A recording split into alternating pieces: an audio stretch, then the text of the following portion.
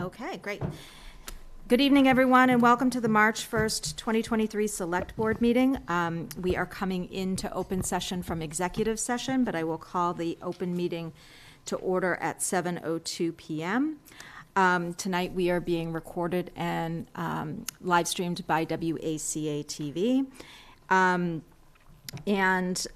We will go ahead and I don't know if there's anyone here for citizens participation. What I would like to do this evening, because we are going to be, we are being joined by the planning board, is to go ahead and do the scheduled appointment with the planning board that was scheduled for 7:10, but I think we're pretty much all here unless there's no one else. This is it. We're all here. Okay. It's the I three just of wanted us to make tonight. sure that anyone, if Nope. there was anyone else from the planning board that was expected to be here tonight, that we would give them a few more minutes. But given that, I will go ahead and turn the microphone over to Tricia Kendall, who can call the planning board meeting to order. So we can call this to order now, Peter? Mm-hmm. Okay. So I will call the planning board meeting to order at 7:03. And who do you have here from the planning board? From the planning board, we have Deepa Venkat and Kevin McLean and myself, Tricia Kendall. Okay. Thank you very much. So they are here tonight to discuss the requested changes to the Covenant Wildwood MUSD dated October 15th, 2002, and recorded as Book 36711, page 309. The requested change would modify Covenant Item Number 21 to allow complete the build-out of the permitted 174-unit project in a calendar year. This request has been made by Baystone Development, LLC, in a letter submitted to the Select Board and Planning Board dated February 2nd, 2023. I think we all have a copy of the covenant in our packet. Michael, do you want to talk a little bit about what this is and why we need to meet jointly? Sure. So the covenant that was originally drafted and signed in 2002 has language in that paragraph 21, which limits multifamily units to 100 units per calendar year, meaning only 100 units per a year could be built. So as we know, Baystone Development recently received a permit from the planning board for 174 units. And so what Baystone has asked for is that the covenant become amended to allow for that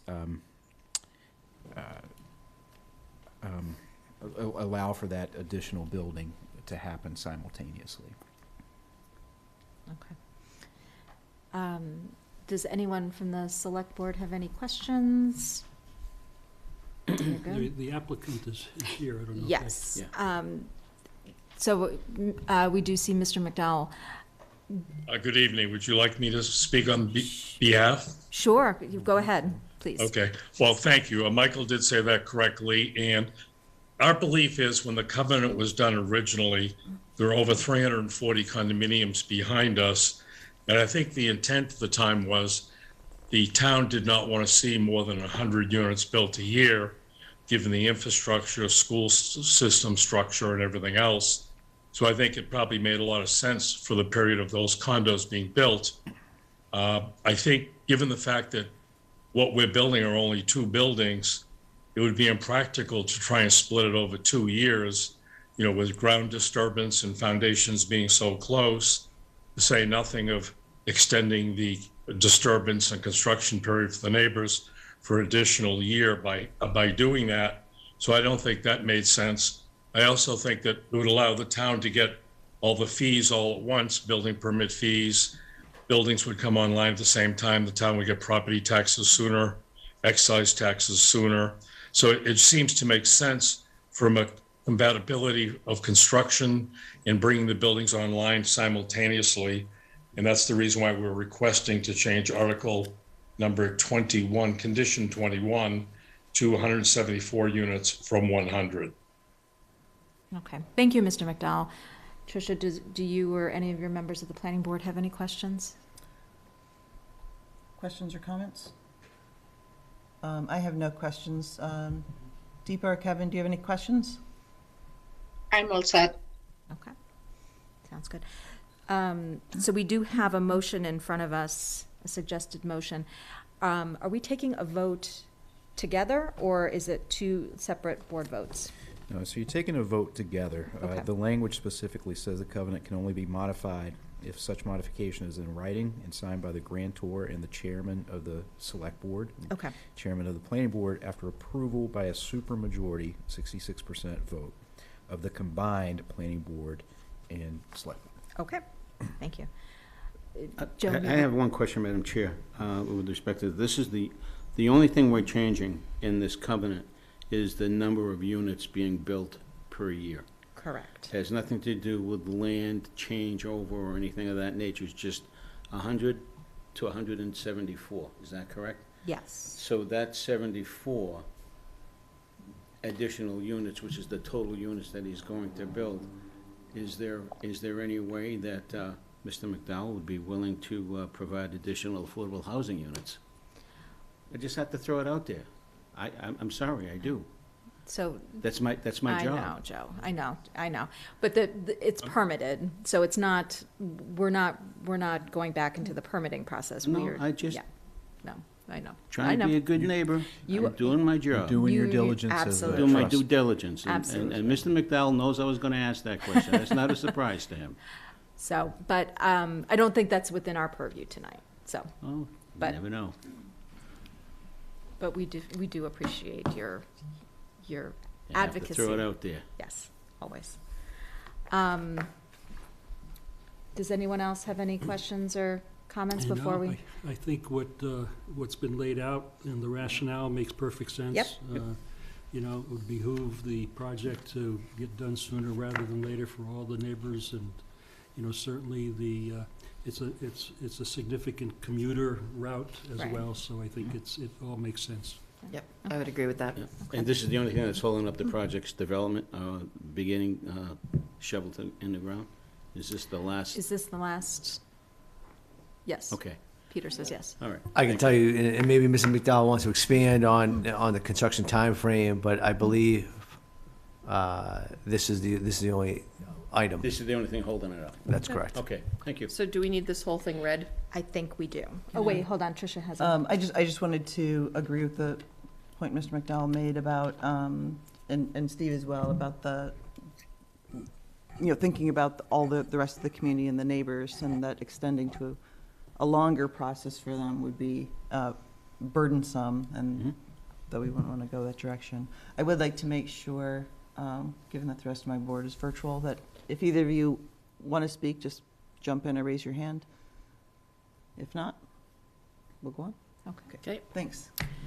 Motion pursuant to paragraph 17 of the covenant by and between Ashland Chestnut Realty LLC and the town of Ashland dated October 15, 2002, and recorded in the Middlesex South Registry of Deeds, Book 36711, page 309, the Board of Selectmen and the Planning Board in joint meeting by a vote of at least 66% vote to amend said covenant as follows.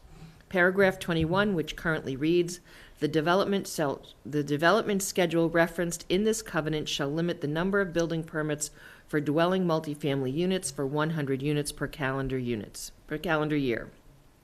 To read instead, the development schedule referenced in this covenant shall limit the number of building permits for dwelling multifamily units for 100 units per calendar year, notwithstanding the foregoing, the multifamily mixed-use building proposed at 100 Chestnut Street, Assessor's Map 14, Lot 20, as shown on a Plan 129 of 2022, recorded with the Middlesex Registry of Deeds dated May 18, 2022, approved by the Planning Board on May 26, 2022, shall not be limited to the 100 units per calendar limitations set forth within.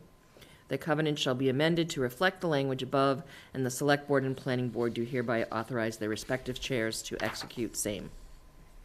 Thank you, Yolanda. Do we have a second? I'll second. Roll call vote? Or, well, I guess we're, And yeah, we can do yeah, that. let's do Might as roll well. call because Okay. we have Because we folks that are Yeah. here virtually. Vignani, aye. Greaves, aye. Mitchell, I. Kinsman, aye. And then the planning board? Kendall, I. Deepa Venkatai. Kevin McLean, aye. Okay. So that passes A by a supermajority right supermajority. A vote of 7-0-0. Well, we have a few absents, but, so, Mr. McDowell, I think at this point you are all set. You have everything that you need from us. Is there anything else, Pete, that we need to? I just want to thank both boards for convening this evening for this. We appreciate your cooperation. Thank you. You're welcome, and good luck with the construction. Absolutely. Thank you. Absolutely. And I just wanted Appreciate to it. thank, and I wanted to thank the planning board for being here tonight on a night that is not their meeting night. So I appreciate you guys coming and being here with us tonight. So if do you want to adjourn your meeting? I will make a motion for the planning board to adjourn. Is there a second? Second. And a roll call vote? Deepa Venkatai. Kevin McLean, aye. And Tricia Kendall, aye. We'll see you next week. All right. Thank you, Thank planning you. Thank board. Thank you to Thanks, Peter. everybody. Thank Thank you. you. Appreciate it. All right. Good luck. Thank you. Glad to get it done.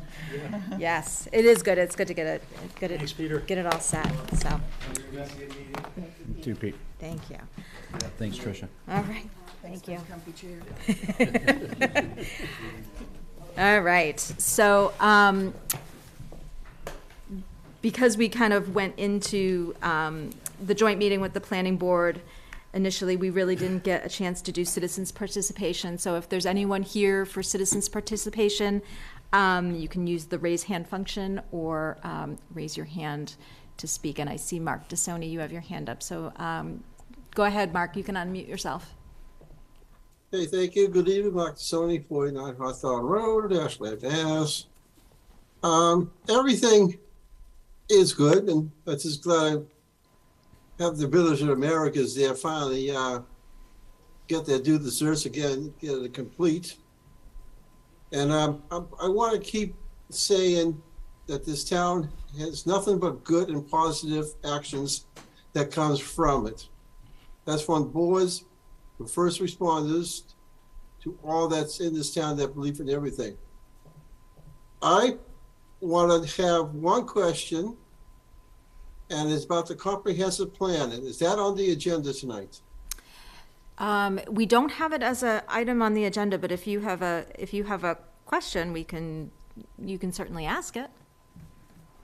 Okay, I want to know if anybody that made out the telebank form could get questions asked on any public forum before the public forum might be dated.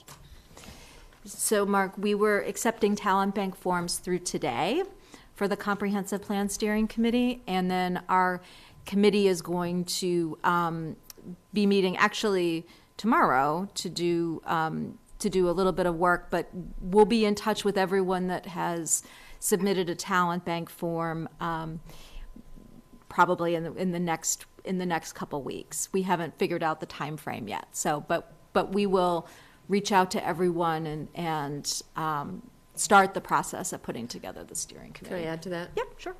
The other thing, Mark, is we have not created the process as to how we're going to select which individual from each precinct, because we received almost 50 applicants for the 6 precinct representatives. And of course, for the main steering committee, we can only have one from each precinct. We are going to hope that people get involved in other ways if by chance they're not appointed as the precinct representative. So, more to come Okay, soon. now- Yeah, more to come after our meeting in March. Yeah. So it might be a couple Okay. weeks, Mark. It might be a couple weeks, Mark. Okay, But thank you And, for applying. thank you. And this is us being for this subject. And to the town manager, I might start emailing you and asking the questions that we can talk one-to-one about the same subject before it gets in front of them and get my ideas, because I may not even be picked as a precinct person. So I'm thinking that if I'm not picked as a precinct person, I may not be heard, so I might go through you, because I'm having the odds that gonna be against me, because you want people with experience, business, and good communication skills with other outside entities, for which I don't have, but I still want to be involved in it. Yeah, so Mark, I mean, obviously, I enjoy our conversations, and hopefully you feel that you enjoy them as well. But, you know, I would encourage you, I mean, you're going to have the opportunity to be involved in this process and provide your input, whether a member of the steering committee or a member of the general public. So, like I said, I would encourage you to stay involved in any way, shape, or form that you can. But you don't have to go through me as part of that.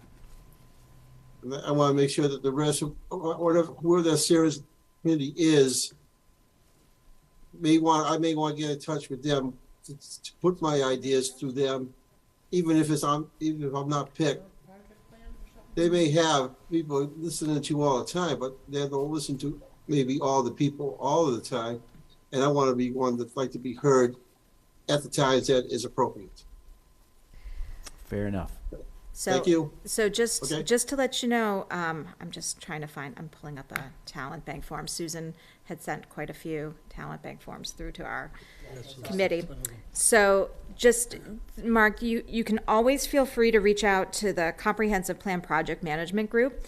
And the email address is COMPLAN, so Comp Plan, and then PMG, so Comp Plan Project Management Group, so PMG at ashlandmass.com. And if you have questions, you feel free to email us. We are, like I said, we're still kind of putting all of this together, but we'll be putting together a process and letting folks know. So, and also just letting people know how that they can get involved outside of this process, this steering committee itself. So there's going to be plenty of opportunity for you. I promise, Mark. Yep. Okay. And that comp plan that you said, is that on the town website? It is. So there is a comprehensive plan website that was created that has all of that information on there. So if you I don't know where exactly it is You can search for it, Mark, Yeah. in the search bar. Yep. Yeah, and I can search on the town website itself under the columns where to make contact to. Yep, absolutely. Yep, the email address is on there too. Yep, and that's how I do things to get through if other people don't. Thank you. You're welcome. Thanks, Mark. Okay. Is anyone else here for citizens participation? If you do want to speak, please use the raise hand function in Zoom, and we will recognize you. Okay, going once, going twice. We're moving on.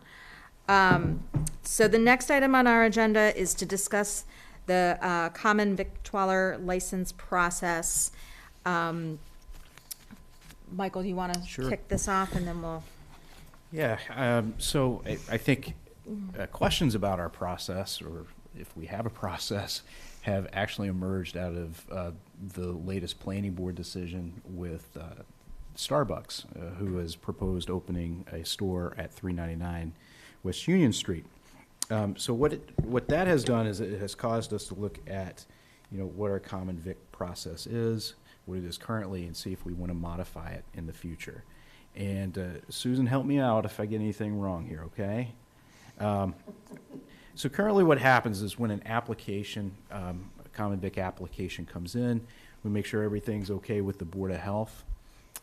Once those things are cleared, it comes back down to our office, and we use the board's electronic signatures to basically stamp it in and essentially approve it. And we don't distribute that to the board or anything, and I think that process has been in place since before Susan even got into the office. So, I think we want to look at revising that. And so what Susan has done is she has created some forms, and we've included those in your packet for you to review that we could potentially use for the future. It specifically calls out hours of operation, and I assume you've had an opportunity to look at that, and if you've had any concerns or questions, you've had an opportunity to reach out. But, what I would, my suggestion would be that, if you would like to basically continue the same process as we have, but leave some room for having some discussion on some special circumstances, I would propose that we could establish some normal hours, and I'm just going to use, for example, right now, the hours of 6 a.m. to 10 p.m. And then if an applicant's hours of operations fall within those hours, we would just utilize the same process as we're using now. But if they request something outside of those operating hours, then it would come before the board, and you'd have an opportunity to discuss it with the applicant and approve it that way, or make changes. Okay. And just so folks who might be watching know, so a common vic license is for all food service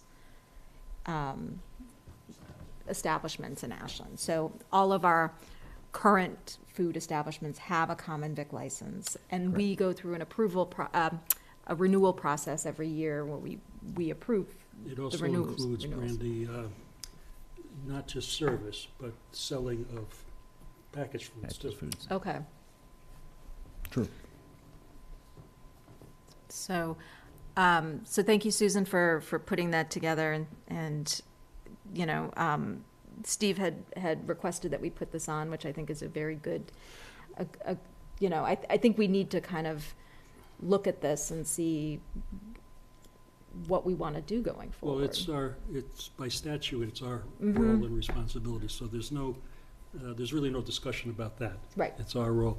I think the discussion is the forms that Susan provided, I think, are perfect. Mhm. They're pretty identical to what we use for an alcohol license. I think they're more than adequate. I think the question is, Mike, to go to Michael's suggestion, whether we want to continue the current flow based on normal operating hours versus something that's, or the board would want to have every applicant come in and meet and greet type of thing. Okay. Thank you. Does Joe, Yolanda, do you have any? No, you go ahead. I was sitting here thinking of the number of locations, especially restaurants, that stay open till, 11:30, 1 o'clock. They have, bar licenses that are open till 1 o'clock. So that means that every time these individuals want to renew their licenses, they have to come forward where the others don't. No? This would just be for new applications. Just new just for new applications. applications. Because we already Joe. do the renewals Well, based on their okay. current hours, All right. so. Yeah. I just wanted to make sure that Yeah. they, because the Yeah. way it was stated. that- Yeah, no, that's a good point, though. Yeah. And I think if there were any issues with the current hours for an establishment that has a liquor license, then we would address the liquor license. Right, as well as their Yeah. hours, which we Right. have I'm assuming before. they would apply, they would fill out 2 applications if they were going to be serving alcohol, and it would be addressed simultaneously. Yeah, I do think this common vic license applies to those establishments that do not require a A liquor liquor license. license. Okay. Okay. So I had the opportunity to read through this. I didn't have the opportunity to ask some questions of Susan before the meeting, so just to verify. So one of the sheets in here is dated today, and it's the retail establishment all-night operations license required. And shame on me if I don't know this. Do we have any businesses that are open 24 hours here in town? We do, Susan? Susan's saying yes. Susan handles a lot of the licenses, so she would know. Speedway. No. So the Speedway. only business that I'm aware of that operates 24 hours is Anytime Fitness, and they were not allowed to have any type of vending machine because our bylaw doesn't allow for that. Right. Okay. Yeah. So they would not be covered by this, correct? Correct. They don't have a common vic license. Right. Okay, so Don't get me the confused. retail establishment all-night operations, is this a new recommendation in regards to how they're licensed? Nope, we've always had it. I just wanted to put it in front of you so that you knew that there are some limitations. But when Anytime Fitness came into town, they wanted to get a common vic. You guys wouldn't allow it, whoever was on the board at that time, because of the common vic. Okay. Oh, Okay. okay. So the other thing, Michael, is you said you would recommend that nothing comes, that if they were just asking for 6 through 10, that we would keep with the current process. But does it make sense to push that to 5 to 10, right? I'm okay with that. I just, normal business operations, or what you see as normal business operations, 6 to 10 seems fine. Whatever the board would. Right, except that we have at least 5 businesses that start at 5, right? Right, All and the coffee those shops. and those have already started. Or, those are already in operation, and you Right. handle those through the renewal, so it wouldn't apply. Right, so it wouldn't apply to them. Okay. Yeah, I mean, I certainly for myself, yes, it goes through the select board, but I think it goes through the select board office.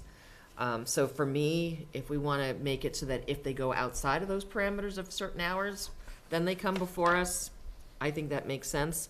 And then otherwise keep the process the way it is. But I would do it from maybe, if they want to open before 5 a.m. and if they want to stay open past 11 p.m. That would be my recommendation of expanding those hours by an hour on each end.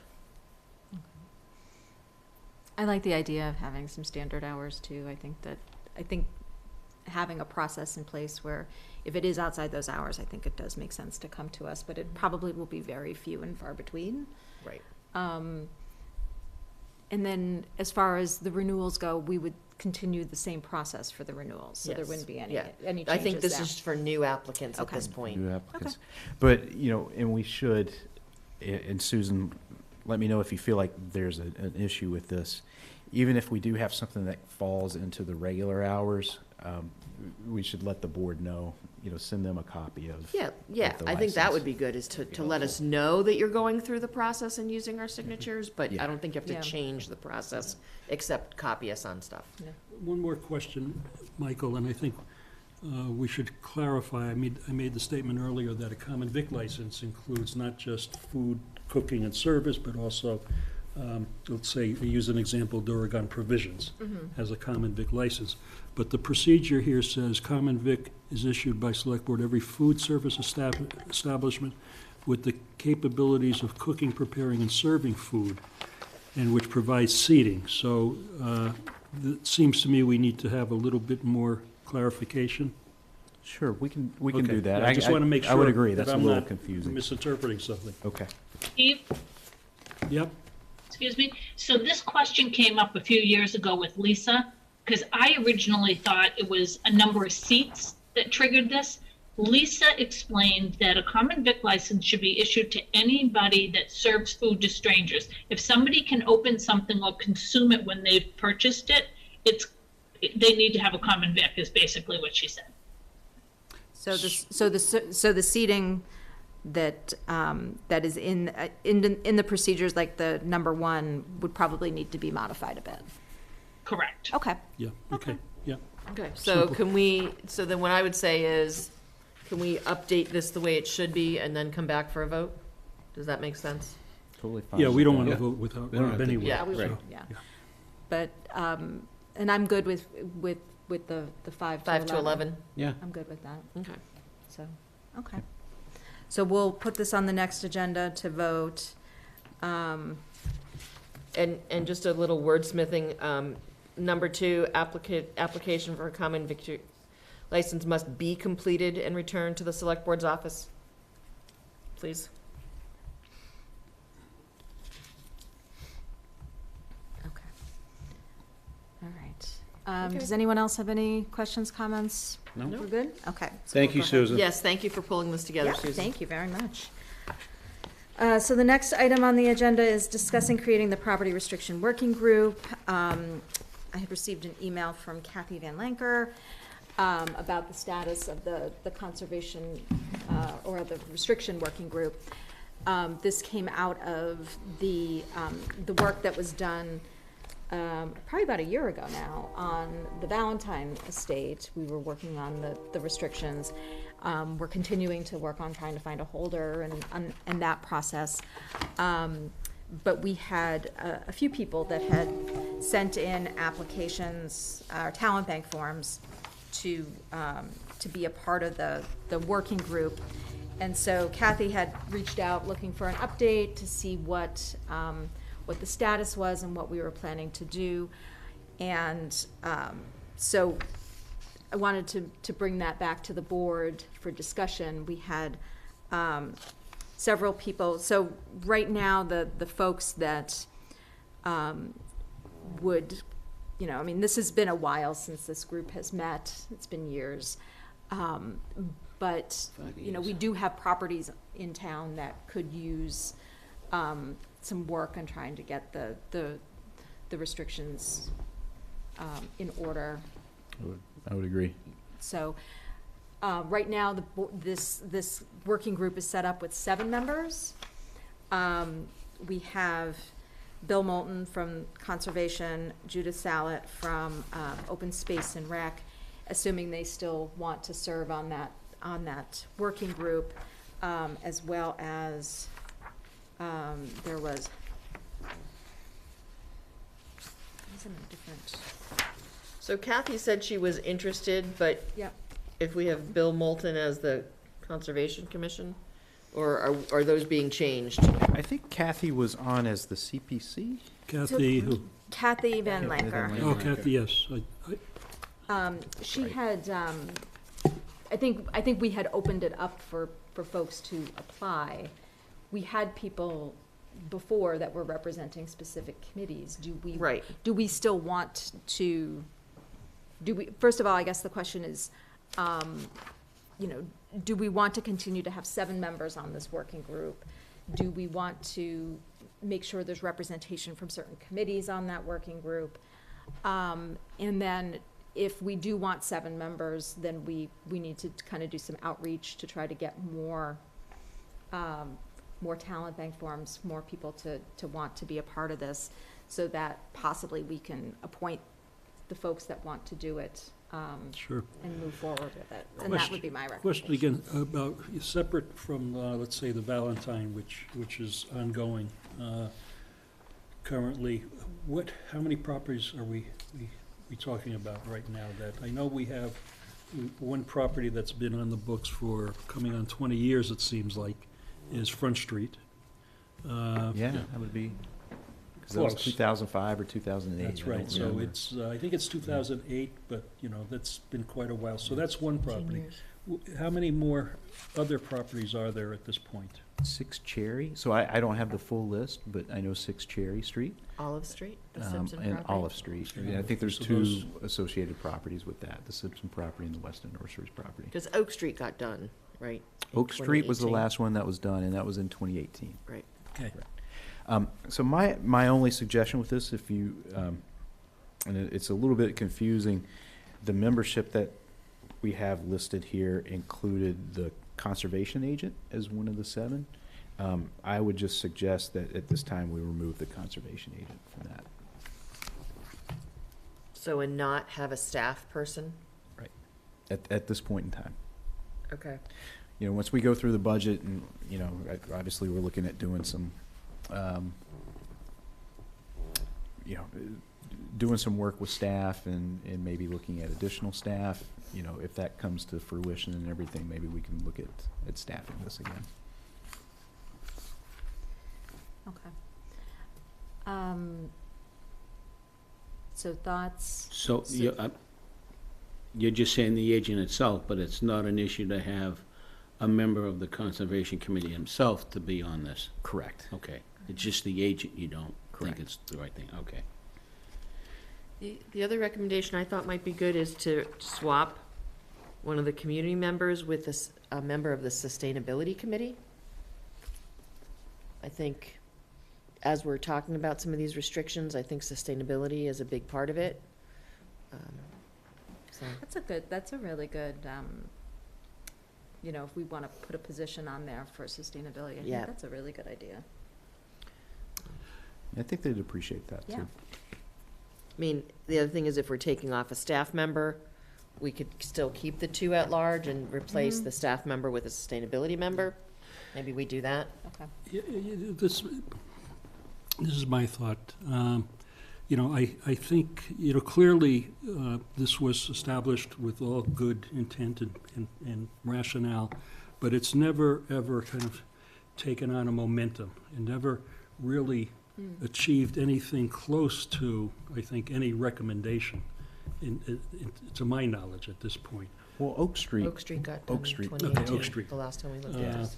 But since then, it really hasn't. So why COVID. isn't the Community Preservation Committee put in charge of looking at restrictions? They're the entity that creates the need for restrictions. They really, they're tasked with supporting, reviewing, and then supporting applications for monies and so on. But it would seem to me the makeup of the committee is from a variety of other committees. CPC. And it seems to be that this is their domain. This is what they should be doing, part of what they should be doing. Oh, I see what you're saying. So have Yes. CPC. Take on the Why Take on its create function. another committee that's already, in essence, duplicating something that you already have that has already the vested interest in pursuing these restrictions?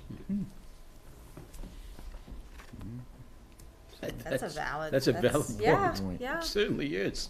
yeah. I, Yeah.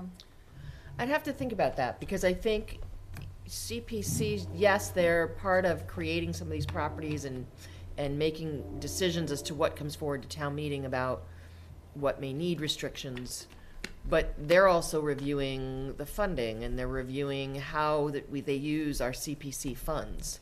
So I don't know if, I don't know that making them the restriction group as well as, why not? Well, let's think about it. yeah, because I'm not ready I'd like to hear move on this property restriction group tonight Okay. by any means. I think, CPC to me seems the natural entity to do this. Now, maybe they don't have the bandwidth. yeah, We should find that out. I'd like to hear, I'd like to bring them into this discussion Yeah, then. I agree. If that's, if that's something you're recommending or thinking Yeah. about, I think we need to bring CPC in, or at least the chair and vice chair, or are they co-chairs right now? No, I think now it's just a single chair. Okay. Yeah, so let's have a discussion Let's have with them come in see and what, let's talk about it. Yeah. Okay. Makes sense. Okay. It makes sense. So the other thing, Madam Chair, with respect to this, if I'm reading this correctly, I only see 2 positions that are filled out of 7. Yes. So Well, there's no, And that's like. old. That's old. So those 2 people may or may not. so they make, right, so my Yeah. point is, I know that they were trying to meet, or they wanted to get together. If they wanted to get together, they can, because they don't have a quorum. They do not have a Correct, quorum. right, that's the Yeah. issue. That's the issue that we're That's the trying to issue. address, Yeah. okay. So it's, I think the discussion with CPC is a good one to have, because if they are willing to take that on, then, because it is made up with, kind of members from all the other Sure. different committees, and So- that's what a lot of this is Yeah. too. And this is a So- good group. When you look at the group, Kathy is on CPC, Tricia is on Yeah. CPC. Aaron Ladd, Amy Sad, Roberta, Mhm. no, Gretchen. No, she's on, Open Bravicos. Space. Donna Saul, Gretchen Bravicos, Devin Cashman, and then I think there's one, Joanna Sorensen from Historical. I think this is a perfect combination of committees and interests, so I think that'll be a good conversation to have. okay. Yep. Okay. Okay, so let's, I will reach out to CPC and see if they can come to, one of our meetings in March, and we can discuss. Okay.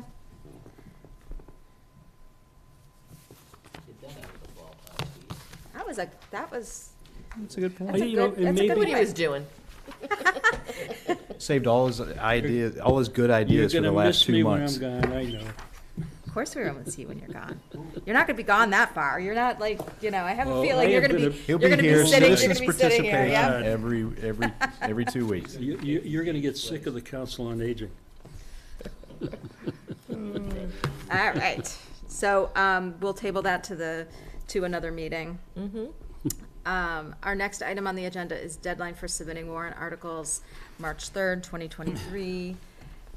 Michael, Jen, do you guys want to talk Yeah, about that? we'll, obviously, we're bumping up against that date. We received we received a request to hold a citizen's petition Slot last open, night. yep. And I don't see that as an issue. They don't have the language in front of us by that date. We also should put a placeholder on the warrant for removal of removal of our police department from civil service. Really? Pending So everybody that's still in agreeing. discussion. It could happen that quickly, though? We'll see. Okay, We'll see. cool. Obviously, we need to address the staffing crisis that we Right. have right now, and so there's a multitude That's one way to do it. of factors, and That's great. But Jen, how many warrant articles do we have in general? So I have placeholders for about 20, including our normal budget. We normally do the budget authorization, actually a little less, 18. Wow. Consent That's a lot. agendas for, consent agendas for the CPC funding and those kinds of things. Have any committees come forward or? CPC has submitted a placeholder for funding for an antique fire restoration. Fire truck. Yeah. Fire truck. Yep. Yep. Okay. And no other, and actually, so sustainability, I have not seen anything yet, but they have 3 that could possibly make it to town meeting. One is the tree bylaw, which we discussed previously and was tabled. One is to accept the stretch code, the update, and then the third is the municipal electrical connections. And then the planning board was also looking at accessory dwellings, looking at that bylaw. I'm not sure that they'll have time, but they wanted a placeholder just in case. Good. And so they're working through that, so. That's good. And sustainability will be at our next meeting to kind of talk through what they're gonna What they're What gonna they're propose planning for, Good. for, Good. town meeting, so. okay.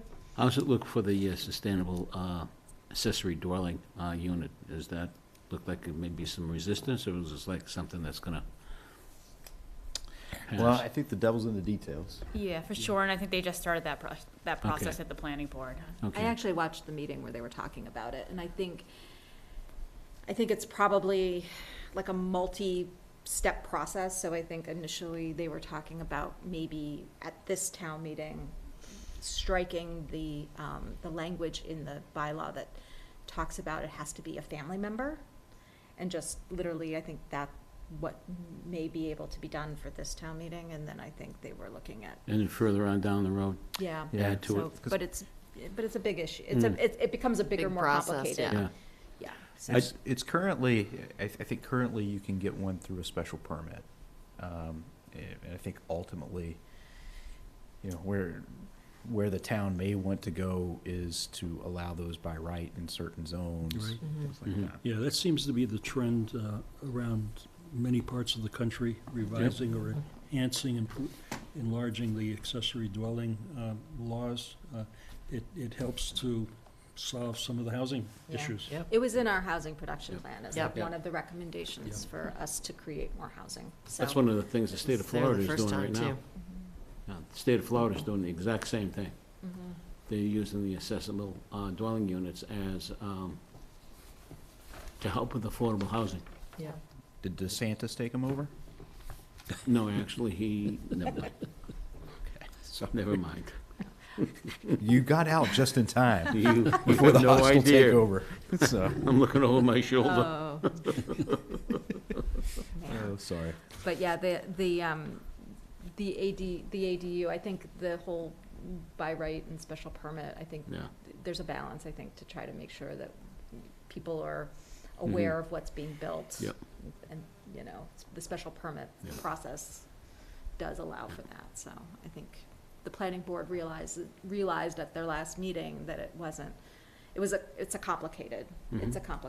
So they're not gonna be able to get through a lot of changes to that for this town meeting. So- But on the same token, Madam Chair, I think it's a safe thing to do, to get that, get that wording in properly, because a lot of the units that are out there right now are out, not known to anybody. So were they built right? Were they added on correctly? I mean, you want the safety of those that are gonna reside in these units to be paramount. And right now, it's not. So I would ask that, that work get done and the wording be in there so that we don't have to worry about additional fires or loss of life because of people were, trying to beat something that they thought was illegal. Okay. Jen, is there anything else that you wanted to add on the warrant? Does anybody have any questions? Nope. No? All for it. So so everything has to be, our plan is to vote to close the warrant on April 12th. So we should have, at that point, everything kind of finalized. Okay. So the articles have to be submitted by Friday, or at least the intent of the article. Right. And then, depending on what the article is, some of it would come to us for discussion and review. So like a citizen's petition or something like that, zoning would go before planning board, and then we would close it out in April. Okay, thank you. So citizen petition doesn't come before us. No. No, technically, it doesn't. You know, It but- doesn't have to. It's an interesting thing. If it's a citizen's petition, it has to go on the warrant, but yet you're still the authority that puts it on the warrant. You Right, just don't have. right, but we don't have to support it, and I don't think we're obligated, or the applicant is obligated to make a presentation to the select board. Oh, no applicants, for any, yeah, that's true. All right. Thank you. Moving on in our agenda, vote to discuss and open the 2023 Select Board High School Scholarship. Yolanda, Yeah. do you want to? Before we vote, I mean, I definitely think we should open it. I'd like to discuss bumping it from $1,500 to $2,000. It's been $1,500, I think, for as long as I've been here. And we know costs are going up, and these students, if we can help them out. And I know we have the funds, and we generate funds, so I'd like to recommend that we bump this up to $2,000. Keep it still with 2 students, Okay. 2 high school seniors from Ashland, but I think I'd like to bump it up to $2,000. Okay. I would I support don't that. disagree I with would that. as well. I move that we increase the Ashland the Ashland student senior scholarship to $2,000 to 2 students. I'll second that. All those in favor? Aye. Aye. Passes 401. Okay. So we will open up the scholarship, and I know, Susan, you work with the high school to let them know that the scholarship is open. And I think that the deadline to submit is like, I May want to say May 1st. 1st. Yeah, So that we can review them. review them. And do we need to appoint the subcommittee Yeah, I to was do just that going at to this make a point? motion for that, I move that we appoint Yolanda and Joe as the scholarship subcommittee for 2023. I'll second that. And all those in favor? Aye. I assume you both will Yeah, accept we that. work- Oh, We absolutely. work well together on Okay. that, so. We do. Then, Willing to continue. then that absolutely passes, and thank you for doing that. Yep. So, Our pleasure. so good. Okay, so we're good to go on that. Discuss the town council evaluation process and timeline.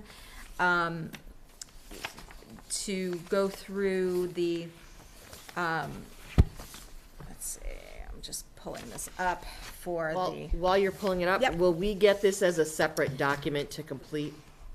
yes. The evaluation? The evaluation, form. Yeah, I think we do it now electronically. Yeah. Yes, but usually we get it, and then we can fill it in and then send it back, because right now it's part of our packet, so. Yes, so it will be so I think last year Susan created a Google form. Yep. Yes, Yeah. And so Susan will send that out. okay, or a link to it, yeah. Yeah, so the thought is twofold. One, we did this, I think, last year, right around June 1st. Both with Steve retiring from the select board and and that whole process, making sure that we complete it Before the election. before the election and before, June. We thought we would start this process now, if everyone is amenable to it. If you guys can complete this, and then Michael and I will sit down with Lisa, and then have Lisa come before the whole board for We're thinking the 12th, April 12th. So Oh, you- wow, Oh, okay. okay. If that, That's because turnaround. that That's soon. fine. so we'll have until like the end of March to complete the form, or Okay, probably about the end of March, that Okay. works. okay. That Because works. right now, April 12th is the only meeting that we're having in April, and then we have town meeting, Right. and then we don't have an actual open meeting until after the election. Right. So, Okay. just timing-wise, Yep. that's kind of how we So, backed into the dates. I know this is not on the agenda, and I'd like it to add it to the next agenda. I think we need to do the same thing with the town manager evaluation, that it can be completed before Steve steps off the board, so that we're not doing it. Get another bite of the apple. I After like the that. election. Thank you. Well, it doesn't make sense to me to start doing the process. I mean, I know last year we did it in Over the the summer, but we had the same board. Right. So to have someone new come on and have them try to evaluate Michael, I think makes no sense. Want to do it for the 12th as well? So, see, would I that, think a lot of this depends on how budget stuff goes. Yeah. And if we can start getting that. So why don't if we we put feel it on good. the agenda for our next meeting? Okay. We'll, And, and I can still, regardless of when you actually do, I can fill out the form. Right, We've spent the year together. Right. You can take my comments from, Right. as much or as Yeah. little as you want. so I think it would be good to have it Yeah. presented Sure. before we have a new board. sure. I would, personally, I'd like to get it done before, Right. before Steve gets off the board. Like I said, I just Yep. want to make sure we can do a good job. Yeah, okay, we'll play it by ear, though. That's fine. The town manager, Michael has to sit down with each individual member, and it's a Yeah. much more involved process than, Process. but, One thing I wanted to throw out, I know we're gonna move into kind of some marathon discussions as well. I'd like to see us open up the BAA grant okay. application as well, and hopefully have We that. did that last meeting. We have didn't, no. Oh. No, What No. I'd like to suggest is we open it up now and have it ready for April 12th as well. We can do that. If we so, open it up tonight through the end of March, it's a whole month. so actually, I was gonna wait till the next meeting. I'm working on a couple tweaks to the BAA grant program, some suggestions that I wanted to bring to the board. Okay, So, I will have that in our next meeting, and then we can kind of talk through that and open it up, but I agree, we should open that up pretty soon, so, okay. yeah. And we can, we'll make it work. Okay, That's fine. okay. Good. Sounds Okay. good. All right. But I'll put that on there for the next meeting, too. We do have 3 meetings in March, so we are gonna be Yeah. kind of. Good. So we'll have some time to do all this, too. Okay. So we're good, so are we good? So is everyone all set with the town council Yep. process and Yep. timeline? We'll get the forms completed in this month, in March, and then Yep. we'll have, is Lisa good to come to our April 12th meeting? I do not know yet. Okay. so when did you wanted them before April 12th, correct? Yes, so if Okay. you can March. plan. End of March, okay. Yep, before the end of March, and then, we'll complete that process. Got it. Yeah, just ask Lisa if she can plan to do that. That'd be great. Thank you. Okay. The next item on the agenda is discuss hosting a breakfast for the marathon runners. Again, this is something that we generally do the week, it's a Saturday before The marathon. Marathon Monday. Yep. Susan, I think, had put a little, Susan's been tracking all the marathon runners, and Susan and I spent some quality time together looking at all the fundraising and all the information on the runners. But we talked about hosting that breakfast that we've done in the Yep. past. So Saturday, April 15th, Saturday, April 15th. 9 to 11. Um, That's typical. 9 to 11, you said? Yeah. Okay, that works, that Yeah. totally works We for me. usually start Yeah, at 9. that's true. Yeah. We want to do TJ's? Oh, yeah. Yep, Yeah. okay. Oh, yeah. I just want to make sure. Yep, Just, you town know. line. Okay. Yeah, perfect place. Okay, so the 15th, 9 to 11, TJ's, okay. Susan, will you get that all squared away for us? Thank you. All right, awesome. And then Susan, you'll also just do the invitation to all the runners and all that stuff too? Okay, thank you. Okay. The next item on our agenda is discuss a celebration of the history of the Boston Marathon. 100 years. Do you wanna take this? Take a You want me shot to, at do this? you want me to go through this? We had gotten a letter that came from the Hopkinton Select Board from their meeting last night. So do you want, I know Yeah. you've had discussions with them, so do you wanna? Yeah, so a couple of weeks ago, Tim Kilduff from the 26.2 Foundation had reached out to me and wanted to organize a discussion to talk about a celebratory event for Ashland's role in the Boston Marathon. It kind of came up, out of the blue, and so, obviously, of course, we're interested and very appreciative of them thinking of us. So we've gotten together, and what they would like to do is have the celebration that will, right now, it's scheduled for April 6, 2023, at Hopkinton Center for the Arts. We would have multiple organizations represented. Obviously, some of our legislative delegation from the two towns would be there. We would have to have the opportunity to put together an invitee list, a pretty substantial amount if we wanted to. Part of the celebration would include, memorabilia from Ashland's role as the start of the marathon. And so anyway, that's basically the gist of it. April 6th is going to be a very, very difficult date. Brandy has a conflict on That's that. the 6th, is Thursday. It Yep. is. Yeah, Yeah. yeah. I think, sounds like it could be a great event. I think we should get T-shirts made that say it all started here. And, Yeah. We have them. So I'm Ashland available made that them many date, years ago. so,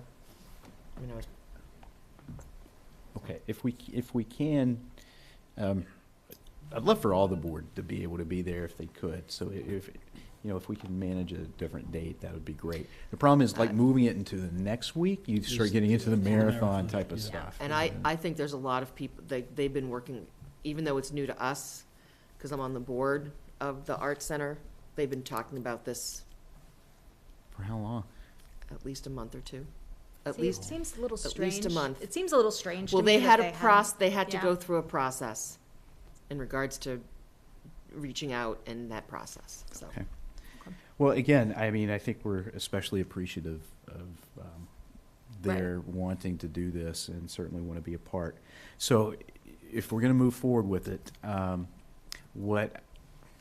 just thinking of this now, what I would suggest is would maybe a member of the board want to start putting together a list of invitees that you would like to see at this event? Would somebody want to volunteer for that?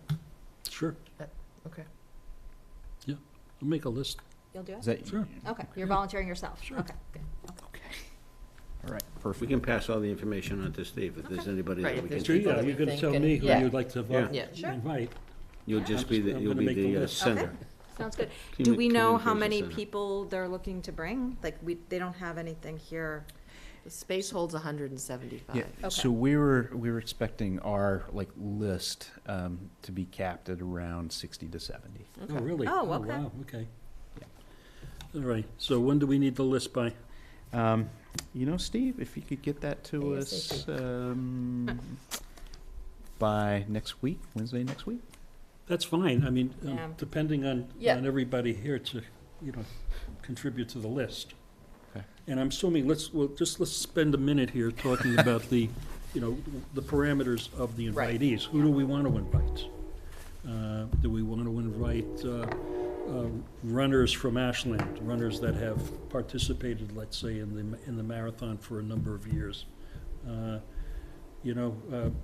Tell me, what kind of parameters do we want to use? Well, I think people who have an understanding and who know some of the history of the marathon would be a good thing, as well as people who have either participated as runners or have supported it in various ways. I've worked it, Yeah.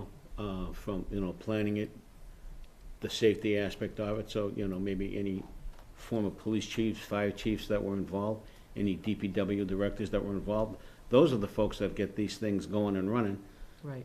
Think about If it, there's all the people who work. we Good know point, that have yeah. volunteered, like Right. I can think of at least one or two people Yeah. who I know Yeah, that I have did the same thing, volunteered Bob extensively. Terosian would A be guy like one Bob right off the top Terosian of my Exactly. head. been yeah. there every year for Right, quite exactly. some time.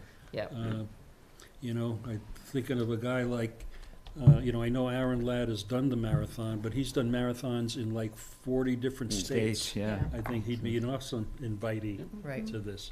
So send Representatives from names. WACA, I mean, they're the And ones then that, follow I'll up with collate it all the everything. time. Okay. Yeah, so Well, I think there's a We're group. gonna do Sounds good. something So- about it anyway. Yeah, So Nice. if everyone can get names to Yep. Steve by, say, Mhm. next Wednesday? does Yep. that work? sure. Sure, Okay. Yeah. Is that good? Sounds good. Yep. Okay. okay. Awesome. All right. Thank you. And thank you to Hopkinton for Yeah. putting all this Yeah, together. very nice. One more clarification now. It looks like they're already interested, or they're already involved with the Historical Society in terms of gathering materials? I'm. So you're working on I'm that? the point person on that. Okay. So, Good. Okay. But I might hand it off if anybody has a burning desire to do that. Okay, that'll. Talk to me later. Okay. All right. All right. Anyone else have any comments, questions, Nope. anything? Okay. The next item on the agenda is an update on the quiet zone. That Yeah. would be you. Yeah, this is some not so great news. So we found out recently that the recent amendment being presented to the MPO for the TIP program has Ashland being pushed from 2024 to 2025. So I did have a conversation with Dennis Giambetti, and from what he's been able to gather, this move is really predicated on some resource issues with the T associated with the MBTA. So that being said, there's two things I want to point out. I'm not necessarily sure if we're actually going to be ready for 2024, just given the state of where our consultant is who's doing the design, finalizing the 25% design. Oh. The FRA has come in and they've said that basically we need to add about $1 million worth of additions in to what has already been designed, and it's really more the Main Street crossing. So there's that, and then there's also the fact that we have a recent fatality happened here and near Stones, and that is going to impact our score that the FRA utilizes to determine whether or not we'd actually be eligible for a quiet zone. So I think we need to get a little more clarification on that. So The FRA is we very shouldn't rigid. push to try to get it pulled back to 2024 based on what you're saying. Yolanda, I don't think we should Okay. at this point. Okay. I'm not sure Waited if this we. long, what's another year, and if there's other stuff we need to do, and so. It's Yeah. unfortunate, though, but. And the other thing, I hate to bring this up, does the board still want to pursue a quiet zone given some of the recent train fatalities that have happened? The only thing I would like to add to that, Michael, is that, no matter what we do as a board, no matter what type of design is being offered, there's one key issue, and that's the human factor. Yeah. Take a look at Prospect and Elliott Street. I'll use that as an example. All right, so many different designs, so many different things were put up there, but what it came down to was people driving. Okay, no different than people crossing. They want to be in a hurry. They think they can beat the train, and they can't. Okay. They can't. So no matter what you do there, unless you put the gates directly across, and if you saw pictures of the old crossing gates many, many years ago, you didn't have that ability to go around, because it was a dead stop. You know, so we're actually going back, redesigning what was already designed many years ago. I'm totally fine with it. I'm not making a recommendation Okay. No, either no, way. but I- I'm No, I just just, saying, I yeah. think we should continue with it. I think Okay. it's, Yeah. you know, quality of life for people, you know, quality of life for people who live right in downtown as well as people who live within, you know, near downtown. Well, and this is also a good opportunity to kind of remind everybody that just because it's a quiet zone doesn't mean that they won't blow their whistles. Right, It if just they means that see they're- something or, yeah, Well, even if they don't see something, they Right. still have the ability Yeah. to do that. It's just that they're not required Right. to do it. I guess the one thing, and I just want to put it out there, is that I remember when I was first elected in 2012, and we were told of the federal money that was made available for the quiet zone. I believe it was another 3 years before we were told, oh, to get that money, you have to actually go through the TIP process, which was very disappointing because our legislatures knew, you know, how the money was coming and that they didn't advise us at that point to start doing the process to get it on the tip sooner. That's a little disappointing. At this point, we have so much going on, so if we need to wait another year, again, disappointing, but if it's gonna give us a better quality quiet zone and a safer quiet zone, then I think it's worth waiting that year.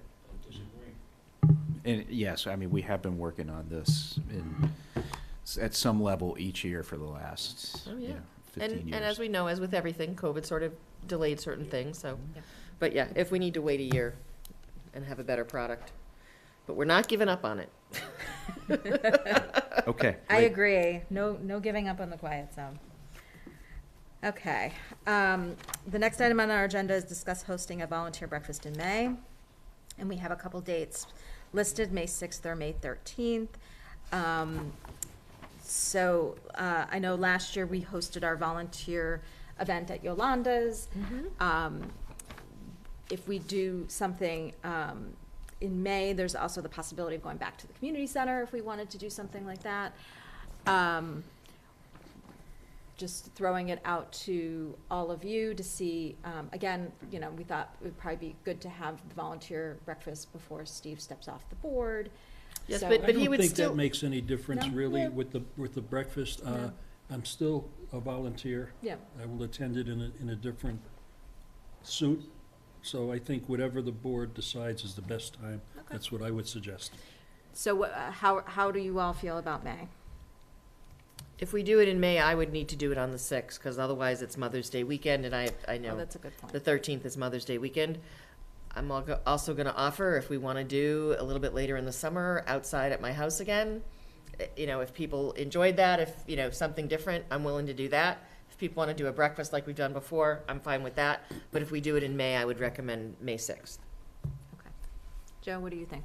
May 6th is fine with me. And I appreciate Yolanda offering to use her home and to have everybody together, but you know, you do a lot already for the community and this and that, and everything. This is a day that, you know, we have, if we didn't have public buildings that could hold such an event, then I would say, yeah, okay, but you know what, it's a town event.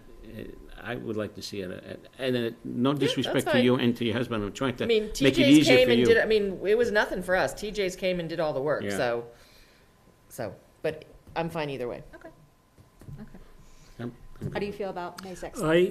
I think May 6th is great. I'm gonna Okay. be in New Orleans, so. Oh, you know, okay. I think that works fine. Be a great post-town meeting celebration. So you won't be there? I won't be there on the 6th. Okay, all right. And I know Rob's not here either, so, you know, we don't have to We necessarily. don't have to make a the decision today. We can do it tonight, at our next meeting. but- So, okay. All right. So we'll put a question mark for May 6th. And we will figure that out at our next meeting. All right, so that takes care of old new business. We have our consent agenda. Motion to, Good. motion to accept the consent agenda as presented. Second. All those in favor? Aye. Aye.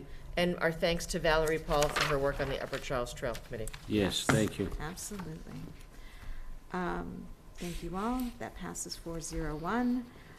We're on to priority project update. Michael. Sure. So we'll start off with downtown. There's really not too much for these, aside from the public safety building. So with downtown, I think the critical news is that the weather, I mean, aside from the last couple of days when we've had some snow, the weather's holding out pretty nice, and Geosio is determined to get out there and start working as early as possible. And so they're hoping soon, I would say likely it'd be late March, April, if this weather continues to hold out, start working on that section between Main and Front Street and Main and Homer and Summer. And start putting the granite curbing in, putting in the brick banding, doing the medians. And then after that, they would be doing the paving. They're also going to be paving Summer Street as well and lining that with the bike lane that was part of the Complete Streets process. Oh, nice. So at that point, we would have, start to have a connection from the Trolley Brook Trail, going through Stone Park, Nice. Summer Street, Nice. and then you could connect to the Sharrows on Main Street, and then the Right. dedicated bike lane on front. How far up Main Street towards 135, past the post office, would So be paved? We're still figuring that out. I would like to go as far as where they did the trenching. Yeah, Right now, the specs aren't calling for that. okay, because it's but, pretty messy in that section. It is pretty messy Yeah. in that section, for sure. Yeah, And then, okay. so after that, I mean, other than some, what I would consider some punch list items, Geosio's work will be pretty much done. The next step will then be getting the building connections made for the utilities, getting the utility equipment finished, getting that in, and then removing the poles. And then Geosio comes back, and where the poles were, they have to do the finish work, Right. either with pouring concrete or brick or things like that. The section that was dug up at the mill building, it looks like that's been filled in at this point? It has been filled in. That's not the final look. So they will come back in and they will infrared it when the weather gets a little bit better. Right. And so those seams should disappear. And I will also say we are going to restripe and reline the road as well. I mean, this was just a horrible job. I mean, even like the double yellow lines, I mean, they have faded so much Yeah. in like Yeah. 2 Really? months, like you can't even really see them. Right. So You the, would never know they were new. Yeah. no, the No, subcontractor has left a lot to be desired. Okay, good. Did we get somebody else to do the work that he didn't do properly? They're trying. Apparently, Okay. there's only like two Really? companies that do this in the state. Wow. And we got, We got the one, bad yeah, one. So, It's unfortunate. it is. but anyway, I can tell you the contractor, Geoso, they're not happy with it either, so. Good. So that is downtown. Actually, I'll turn it over to Jen for the public safety building. We just have a little bit of news there, so.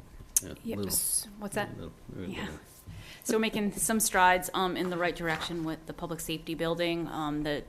The parts for the doors that have been hung arrived on site last week, and they've been working to install those.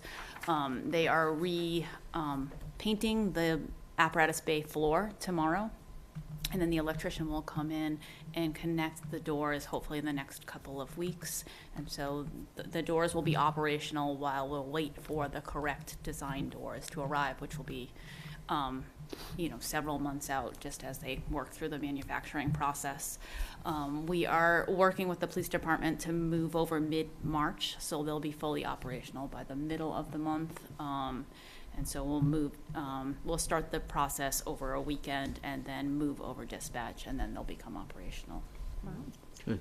And then after, so assuming the doors are functional and operational, we'll be able to start to plan for the move for the fire department soon after that. Nice. Nice. Sounds good. Yep. Yeah. Good. Any idea when our next Public Safety Building Committee should meet at this point? I mean, we're getting close. you know, we probably should start to seriously talk about a dedication ceremony and, May 18th, I think, was the date that you proposed. May 18th? Yeah, That's fine. yeah. Well, actually, That's that's, middle of the That's week. Is that election day? I think it's No, the day after. it's the day after Election Day. well, Just that's- joking. I know you are, I would- but I would that's hope something it's you, a you guys weekend. need to, if the committee is still intact, and I think I was appointed till completion, Yes. but you Yes. probably We both should were. make We that all were. official, Yeah. that I can remain on the committee beyond the election. Needs to. I would, If I you would choose hope, to do I that. would hope whatever celebration and dedication happens is on a weekend. Oh, Yolanda, I was just joking about the. No, I know you were joking about the 18th because it's the day after the election, but I would think we would want it for a lot of people to be able to be there and celebrate. Yes, I Okay. would agree. We'll I make it May Can't be that 13th. weekend, though. Mother's Day weekend. May 20th. I was like, May 13th. Didn't we just talk about May 13th? Yeah. So what's the status of the correctors? Where's that at? So that's still in the design process, so they go back and forth with shop drawings, and so our architects had a couple of questions, they had a couple of clarifying questions, so they're sort of in that back and forth piece. Once that gets approved, it takes probably, 12 to 14 weeks to deliver, probably. And then will the tracks and It'll all be, it's a whole it has to different, all be completely Mhm. new because Yeah. it's all different. And they'll do door by door, they'll just replace each door at a time. yeah, so they'll work with the fire department to make sure, so they'll just move out the apparatus that's in that bay out. And They'll swap the doors Yeah. swap the doors, do the one at a time. It'll be good weather at that point in time too, with any luck. right? Yeah. Hopefully. Or it's October. Well, Hopefully not. Now it's Hopefully we're not into now it's next definitely winter. May 13th. I think if we're talking next winter, Jen might have a, Jen won't be here. It won't just be Jen. So, I was teasing Jen actually the other day. I said, what are you gonna do with all your spare time once this project is over with? we've talked about how much It'll be nice. more fun stuff she can do. but that's great news. And Just then, gonna miss all the expressions, that's all. Oh, they'll still be there. and just because it's related to public safety, the RFP is out for the, It is, yes. Yeah. So, yep, so the RFP for the lease of the Main Street Fire Station has been posted. We've only had a handful of people pull the RFP yet, so we're starting to do a little bit more outreach just to make sure we have as wide as exposure as we did with the RFI. And then a walkthrough is scheduled for 10 a.m. on Tuesday, the 7th, for anybody who is interested. Nice.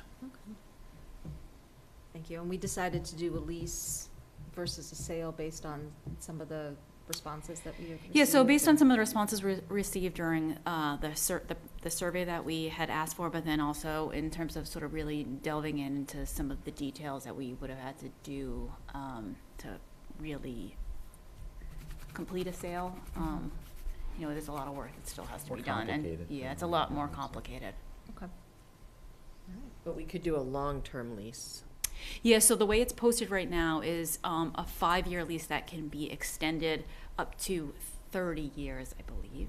So in 5 years, and then so at each of those 5 years, we can 5 years, you can extend it up to, another 5, yeah, and that way we have some check-in, there's some built-in Yeah. sort of check-ins. Could you add wording that, lease to own later on in the leasing aspect of it? I had to ask that question to Lisa. I can look into it a little bit more. Okay. It was one of the No, I was questions just I had curious, posed, because yeah. maybe the person, whoever leases it out says, you know what? This is viable, this is working for us. Why can't we buy it out? Mhm. Type of deal. If it's doable, then we should have that language available. Mhm. I can look into it. Oh, thank you. All right. There's that. Mendez School, so I don't know if anybody's been there since, we had our site walk, but walls are up. They're starting to do some painting, some of the furniture finishes are starting to go in. It's happening. Looking good. furniture has been ordered, that contract has been given. Nice. actual furnishings, so. So it's, No delays, hopefully not. Right now, they're still on track. Awesome.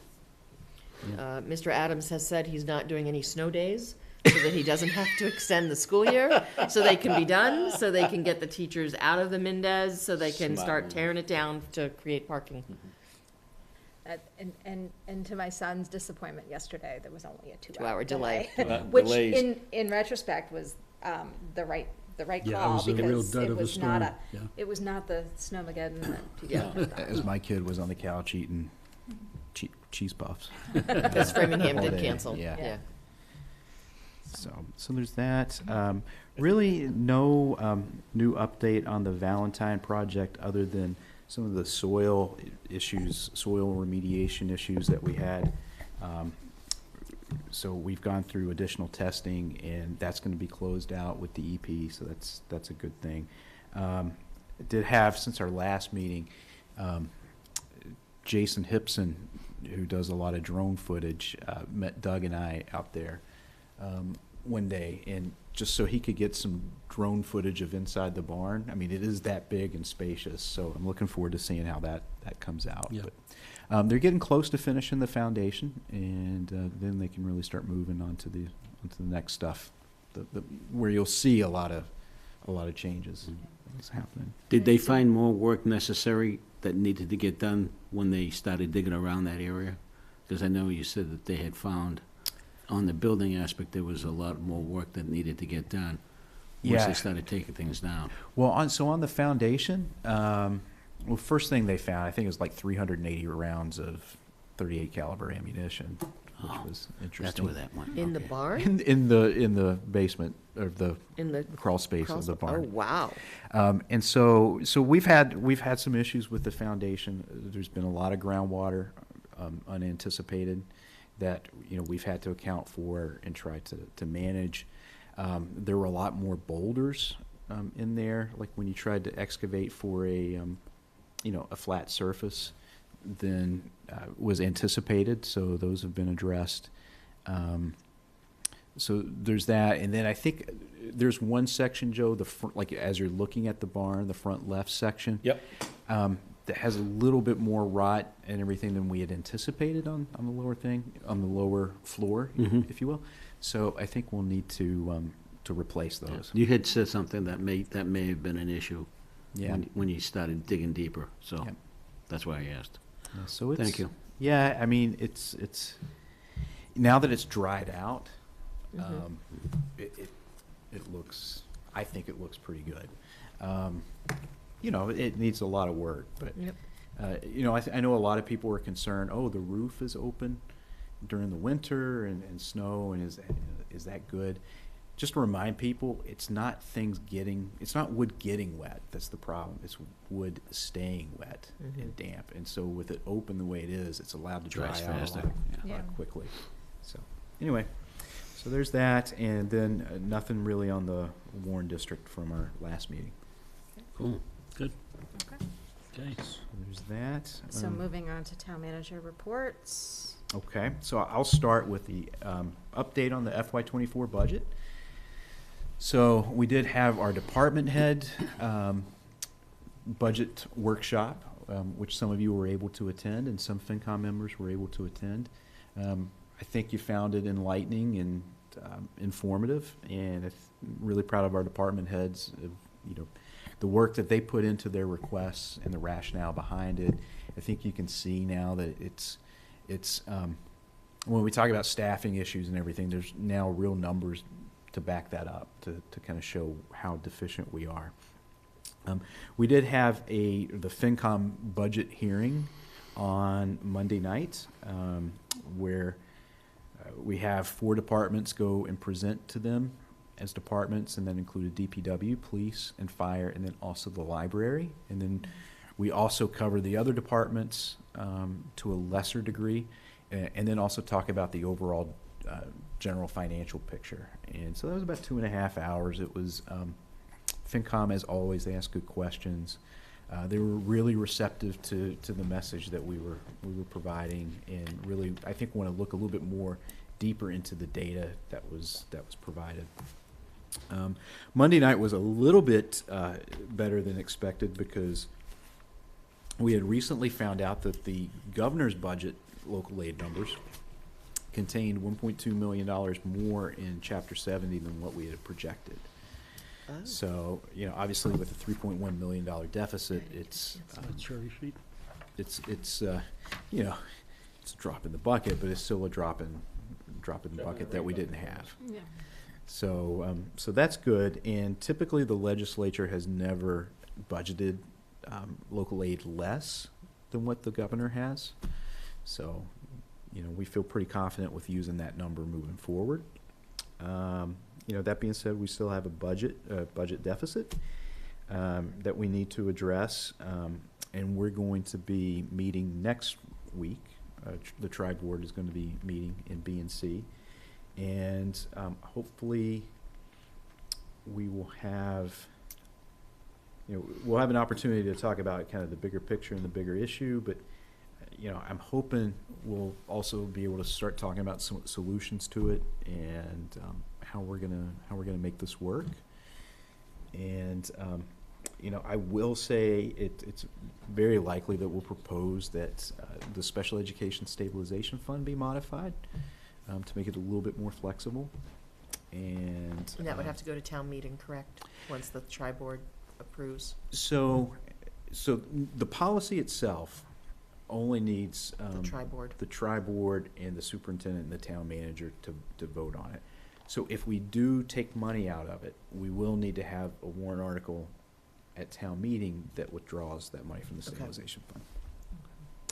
Any So- questions or Yeah, thoughts? well, a question on the rationale for the flexibility of the stabilization fund. Are they finding that they don't need as much in the fund? Are they planning on taking money there and using it somewhere else where it's more, you know? So I think it allows, you know, and Jim and I have had some preliminary conversations about this. I think it allows him to better plan his entire budget with regards to out-of-district special ed costs. So, you know, he typically is now very, very conservative with his, you know, budgeting for out-of-district placements. So if there's a kid that, you know, he thinks is probably, you know, 25% likely to, you know, need an out-of-district placement, 75% be able to take care of in-house, like he's not going to budget for that. And then what happens is the next day, you know, a new kid will come in. Moves into town that's already in an out-of-district placement, and we have to honor that. Right. So that's, Yeah, okay. you know, more the thought process behind that. I don't think any proposal that we would make would like drain it. You know, Right. you know, we would obviously have some rationale behind it, some parameters, and then also a cap essentially on what could be done. Okay. Any figures with keep that, Ken? No, so Brittany's still budgeting about 1.3 million, Okay. which is about $200,000 more than what the FY23 budget is. Superintendent Evans and his school committee has not come up with their final number yet, but hopefully we'll have it soon. And we should be finding out about the GIC rates pretty soon, so for health insurance rates, and hopefully that's goes in the right direction too. So So just, a question about reserve funds. Does it make sense to, you know, rather than put something in a stabilization fund where you've got to go through a process to utilize it, and it doesn't allow for flexibility, we do have, FinCom has a reserve fund.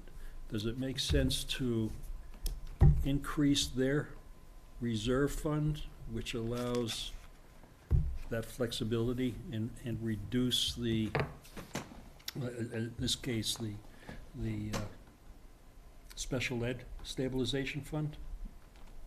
I don't know. I would have to think about that. My thought would be, you know, you would want to wait till free cash anyway, and then you'd make an appropriation there into the reserve fund as opposed to the stabilization fund that we have. I'd have to think about that. I mean, you'd need a town meeting vote anyway To do what? To transfer money. Well, you do it for the into- transfer, but, Right. but if there was a need midstream, you or Jim could go to the FinCom and say, we need this money, vote to appropriate it. Yeah. So I'd have to now- think about that. But, so now, basically, utilizing the money from the stabilization fund would take more process. More process. But the Less process is in flexibility. place, so that we have kind of oversight over that a Yeah. little bit more, and all, right? Yeah, I don't think you want to get rid of it, but Right. at the same time, how do you create, more flexible access? Yeah, so, no, I'll have to think, a little bit about that. I don't know, hopefully, did you have any questions? I mean, we had an opportunity to talk about after the budget workshop and everything, and I don't know how many of you had an opportunity to watch the FinCom meeting, but, I mean, did you have any thoughts or questions that you wanted to ask now or share now? Well, from my perspective, I thought the budget workshop was great. I thought that to be able to see and hear from department heads what their real needs are. And, I mean, I'm not going to speak for Yolanda and Steve, but it was all very reasonable. Like, all the asks are very reasonable. I don't think anyone was asking for the moon. So, and based on, it was also interesting to hear from them what their research based on those departments in other towns and of comparable size. Right. And knowing that we are not staffed like appropriately for our size, and we're not staffed similarly to towns that are our neighbors. It was a good process to be a part of. I thought. Yeah, I felt, in fact, I had it on my board report to talk about, but I'll speak to it here because, I thought, correct me if I'm wrong, I thought this year's process was a little different because you were asking more of your staff, your department heads and so on. And it seemed to me that they came prepared. And so my comments really were going to go to the quality of the staff. And, we take staff, not we necessarily, but a lot of residents take staff for granted. And I think, being in that workshop, I had, certainly a much different way of appreciating, what they contribute and how they went about the process. But I agree, Brandy, comparatively against other similar towns, we do a lot more with less staff. And but it goes to, I think, the information that Michael was providing relative to where we stand per capita spending and, tax burdens and so on. So, I think, to me, it's a pretty compelling narrative when you look at this comparative information. But my real point was about the staff. I thought everybody really kind of stepped up and did a great job, and so. Yeah, I agree. I think the presentation, it was great to sit in on and hear what the needs, first of all, what the needs are. And I don't want to say what the wants are, because they're really tied into needs for these departments. It's making those decisions, right? It's making the decisions as to, and you've said this before, Michael, what do we want as a community in regards to some of these services? Certainly, right, certainly listening to the needs of the police department and the fire department, but then also human services and all the things that we are doing that we weren't doing 3 years ago or 5 years ago. Certainly, there's been a lot added since the whole pandemic, services that we're realizing people needed, but we weren't doing it before, and now we are. One thing I had asked about, and I'm hoping we see this at the tri-board meeting, was what does our budget look like if we add no positions? And what would that impact be? And then how do we go through the process of making the decision as to if we can only add some of this? how do we decide? Who makes those decisions as to what we add as a community to our staff? But again, I applaud the staff. They did a great job. You could tell they put a lot of thought into what they were asking for, which was good to see. Okay. So next Wednesday, 6 o'clock, downstairs, we'll be meeting with school committee and FinCom. Like the good old days. Yeah. It's been a while. And I should say, school committee's gonna have their Yes, their actually, workshop so on Saturday. their workshop is Saturday morning. I'm gonna sit in on that, so I don't know if Yeah, anyone we else did is- that. We did that Before the pandemic, we went to. 2019, we yeah. sat in on that. What time is that? I think it starts at 8:30, and I believe it's at the middle school, but it could be the Believe high so. school. It's one of the one of the schools. two. It's posted, the meeting is posted. It's at a school. It is at a school, so we will need to post a meeting for next week and make sure FinCom and school committee do too. The 8th, Yeah. yeah. So, Okay. and, so you want to talk about the Upper Charles Trail? Yeah, Upper Charles Trail. This is, so Rob and I had talked about this a couple meetings ago, and the fact that Framingham, a contingent from Framingham and Sherburne have been looking at doing a direct connection of their trail system that basically follows along the CSX line. And so Framingham is interested in a parcel of land that is owned by the same owner, but straddles Framingham, Ashland, and Sherburne. And so I went out there with Judy Rosenthal and Rob Shearer and Joel Arbeitman and Tony Lewis. And we actually walked a lot of the site and everything. And first, I was really, really amazed at how much there's already a developed trail system there, just by people using it and everything. It's really, I mean, I knew about the Dyke Trail and I walked that, but it's actually very, very extensive. Yeah. And, I hope people have an opportunity to utilize that now.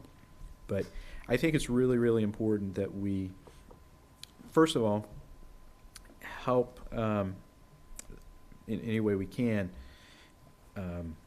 help the city of Framingham purchase this parcel. And I think I did speak to Sarkey, who is the community development director at the city of Framingham, and I think they are willing to pay the cost.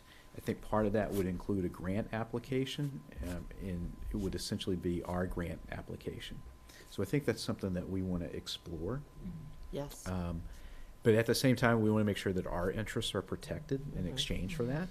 And so that was really the main reason for the site walk, to get a good idea of what that, I know what that Rob was was. concerned that they were gonna shut Ashland out in that connection.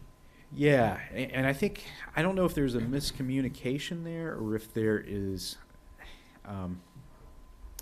one entity's definition of inclusivity is different than another's. I think that needs to be fleshed out. I think what I said when Rob brought it up at either our last meeting or 2 meetings ago is that the regional discussion that is happening about this trail is truly a regional discussion. Everyone is under the understanding that if we want to make the loop of the Upper Charles Trail, we have to connect through Sherborne into Ashland, into Hopkinton, so that it goes back, so that you could go all the way around.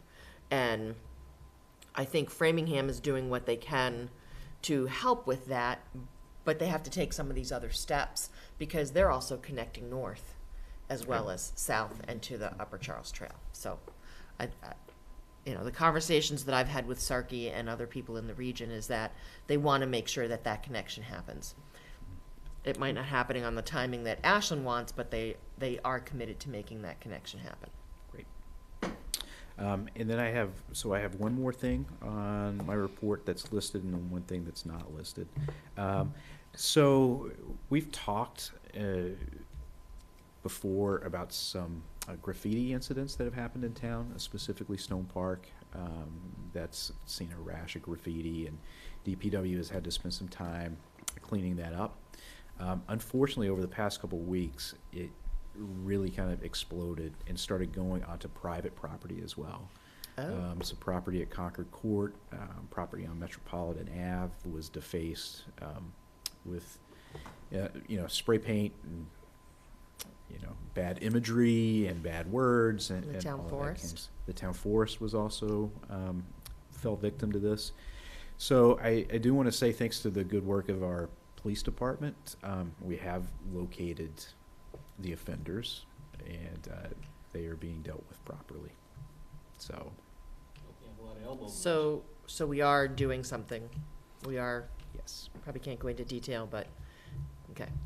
can. So, I mean, just people need to understand if you're going to do that, you're going to get caught. Like, it's going to happen. It's just- Eventually. Because I know we're adding Let me cameras tell you from different places.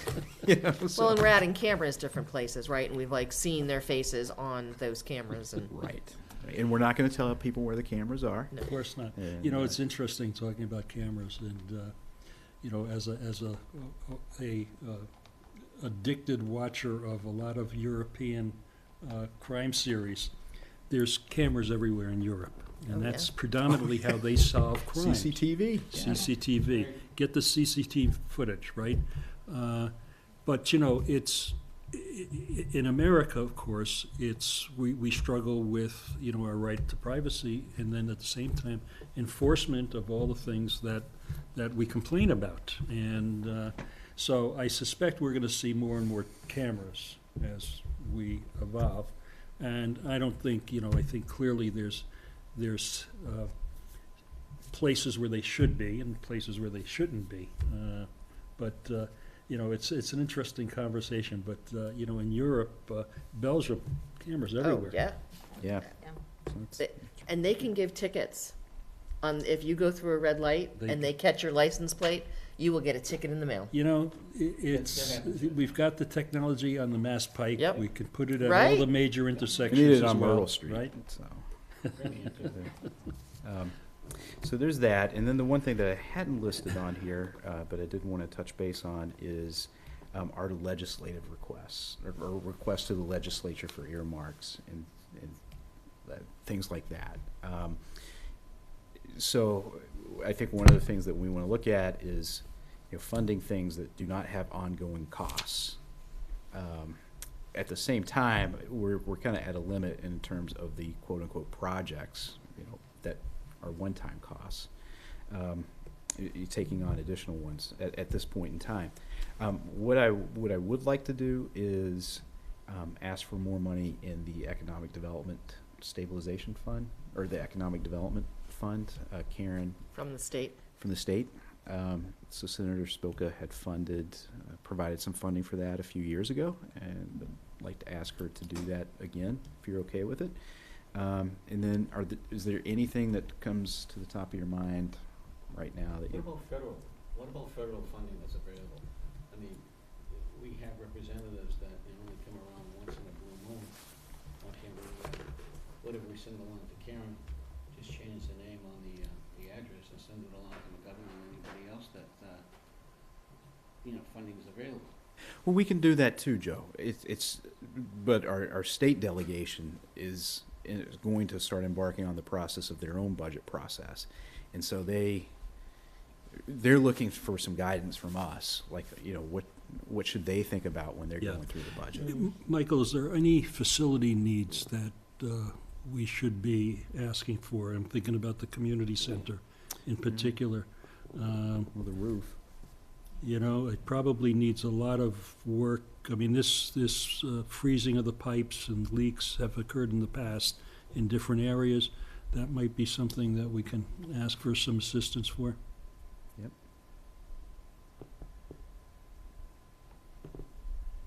The only project that comes to mind and I don't know where that is in the process, the feasibility of it is the dog park. Like because I know that there was a request made to me from the dog park committee to put forward CPC, write a letter for a CPC request. I don't know where the dog park committee is in sort of the grand scheme of things, but if we can get money for it through our legislative delegation, perhaps. I don't know. I know, Jen, you're pretty close to the, Yeah, the last meeting, they were going to pull together another meeting, which I don't think has happened. I think they've It scheduled, did. I think it's been scheduled for March 13th, maybe? Okay. There's been a lot of struggle, I'll say, for the dog park. The 501(c) has been reinstated. It had elapsed and for reasons we're not sure. And then the people who have been on it, because there was so much not happening for so long, a number of people are not sure if they want to continue. And the cost of where it's been proposed is probably double what we thought it was going to be because of the parking that has to be done and other things. So I think after March 13th, we'll have a better understanding and feeling of what's going to happen with that. I think it would be unfortunate to not move forward, but I think they're debating, is that really the right location on Memorial Drive? And if not, a lot of people who have been on it for so long, it took us a while to identify that location, and to now have to possibly find another location would be a lot of work. So- I agree.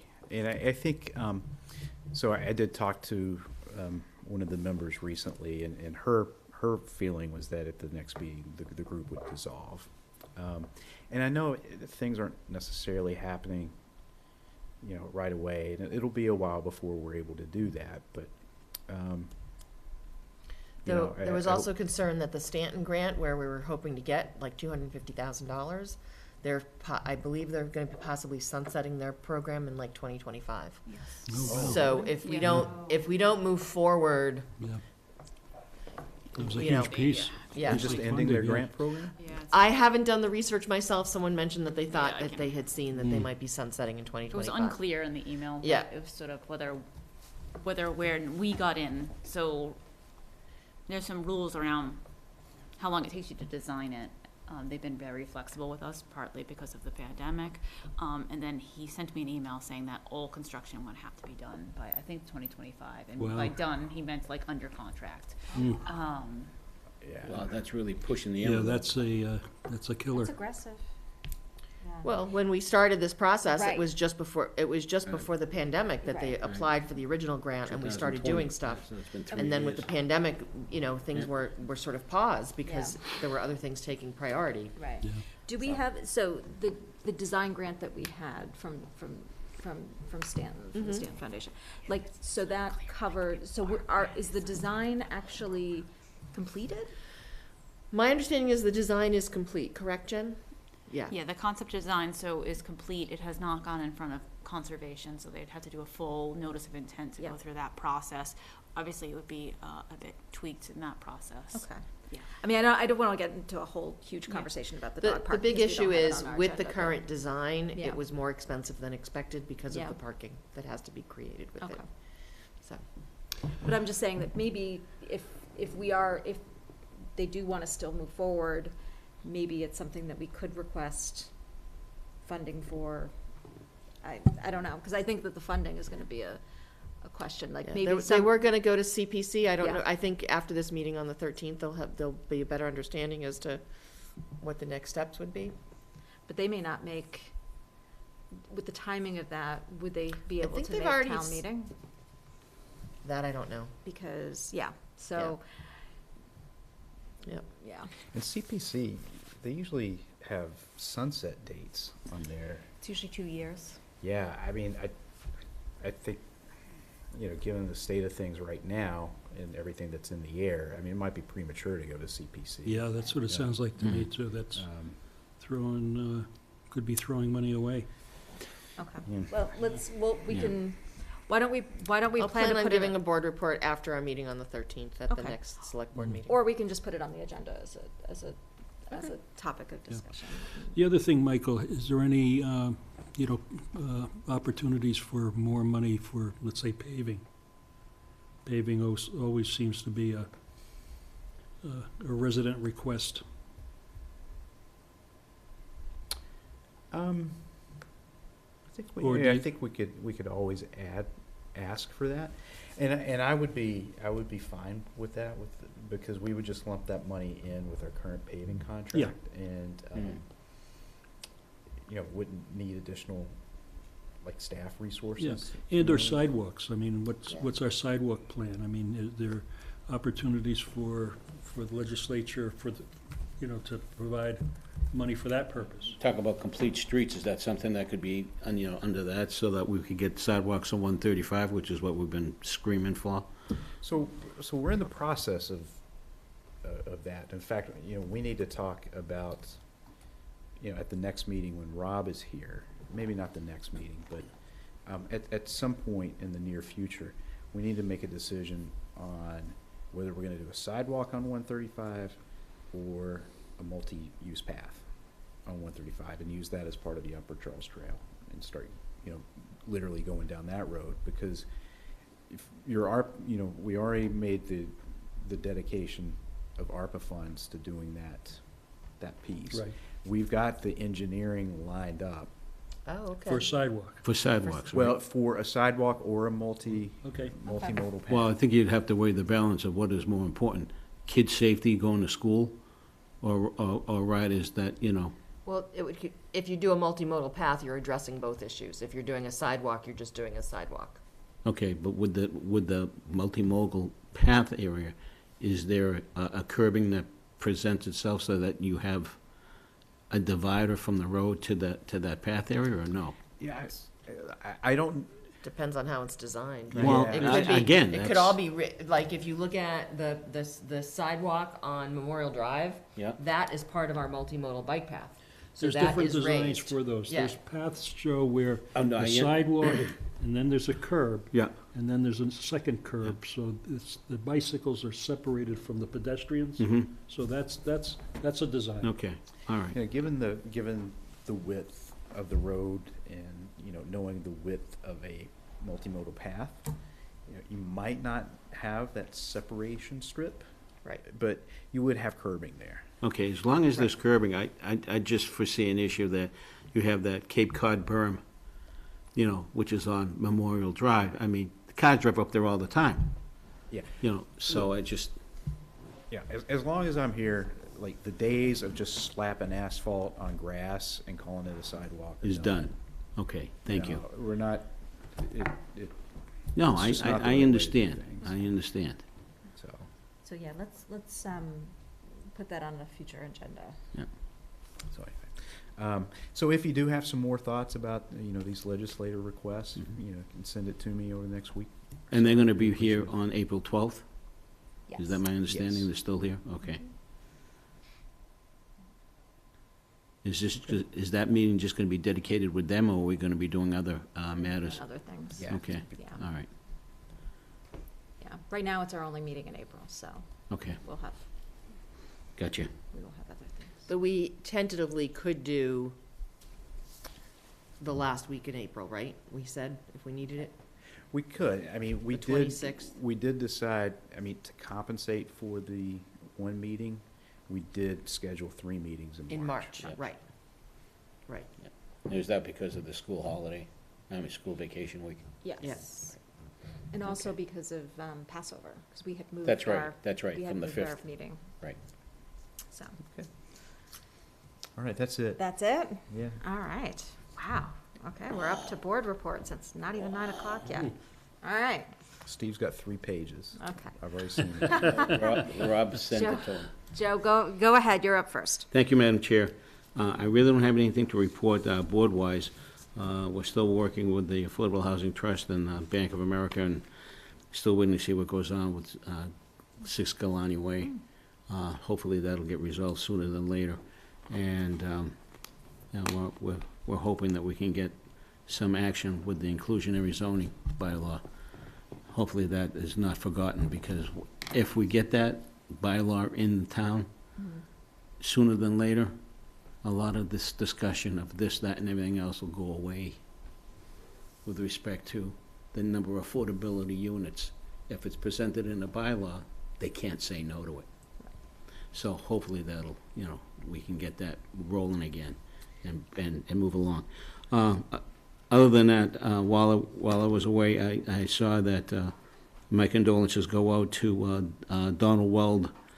Don was a police officer in Ashland. I don't know if anybody knew that, but he was an officer for 10 years here.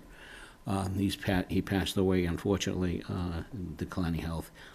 He's 55, so my condolences to his father and brother, who will remain. He just lost his sister and mom within 2 years of each other over the past couple of years. And Olga Tomez, Mom Tomez, God rest her soul, she was a sweetheart. And, John and Joe and their sisters, I'm sure missing her. She was a sweetheart all the way through and through. She was a pistol. That's all I can say, that she was a pistol and a half. Cream pies. Cream. Oh, my God, don't get me started with those. But she was good. God rest her soul. 91, you celebrate life. You don't mourn her I death, think but she you was celebrate. older than 91. Was she older than 97? I think she was 97. 97, I'm sorry. You're right, Yeah. 97. I went to the wake, and it was packed. I'm sure it was. And rightly so, and I'm sorry that I could not be there.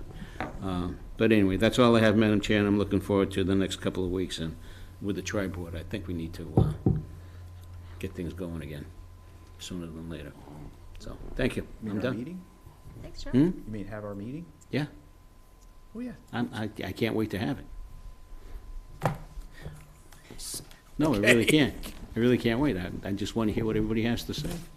I missed that other meeting that Friday, so I missed that. So I just wanted to. Yeah, we should probably catch up on that too, Joe. I was going to give you a jingle to see when you're available. Yep. Maybe when Jen takes me around the public safety building for another tour. Sure. After tomorrow, yeah. Thank you. That's all I have to say, Madam Chair. Thank you. Okay, thank you, Joe. Yolanda, you're up next. A couple things. Tomorrow, MAPC Winter Council meeting, being our representative to the MAPC, I'll be attending. Looking forward to that. It's via Zoom. I have also been reappointed to the MMA Policy Committee that I was on, so I'm looking forward to working on those. Thank you.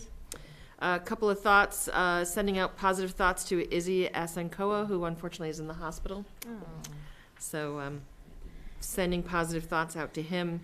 And then the other thoughts, this is not someone here in Ashland, but something that many of us have heard about, to Rich and Dory Powers with the loss of Spencer, their dog, who was the Boston Marathon dog. And then unfortunately, so that was about 2 weeks ago. So you would see Spencer, and then you would see Spencer and Penny. And unfortunately, I found out that over the weekend, Penny passed away as well. So they are in a bit of a loss, having lost both of their animals. And they were just animals that shared so much hope and positivity, the daily posts they were doing during the pandemic. And so my thoughts go out to Rich and Dory and all who loved Spencer. And yeah, it's always a tough thing. Yeah. And that's all I got. Okay. Thanks, So, Yolanda. and I don't have 3 pages. Okay. Just one? Just one tonight? Actually, a couple short ones, and then one medium. So the Council on Aging and Elder Services Department is still doing their senior survey. We're getting close to 100 respondees right now, which is great. So it's going to be open through the end of March. So any seniors out there that are listening, if you haven't filled out the form, if you could, it really provides a lot of information about how the town, how Elder Services, how the council can better serve the senior demographic. So that's through the end of March. One thing I'd like to schedule for a future presentation relatively soon is I'd like to have Jay Burns from the Board of Health come in and do a short presentation on the medical clinic that we're doing in August at Keefe Tech.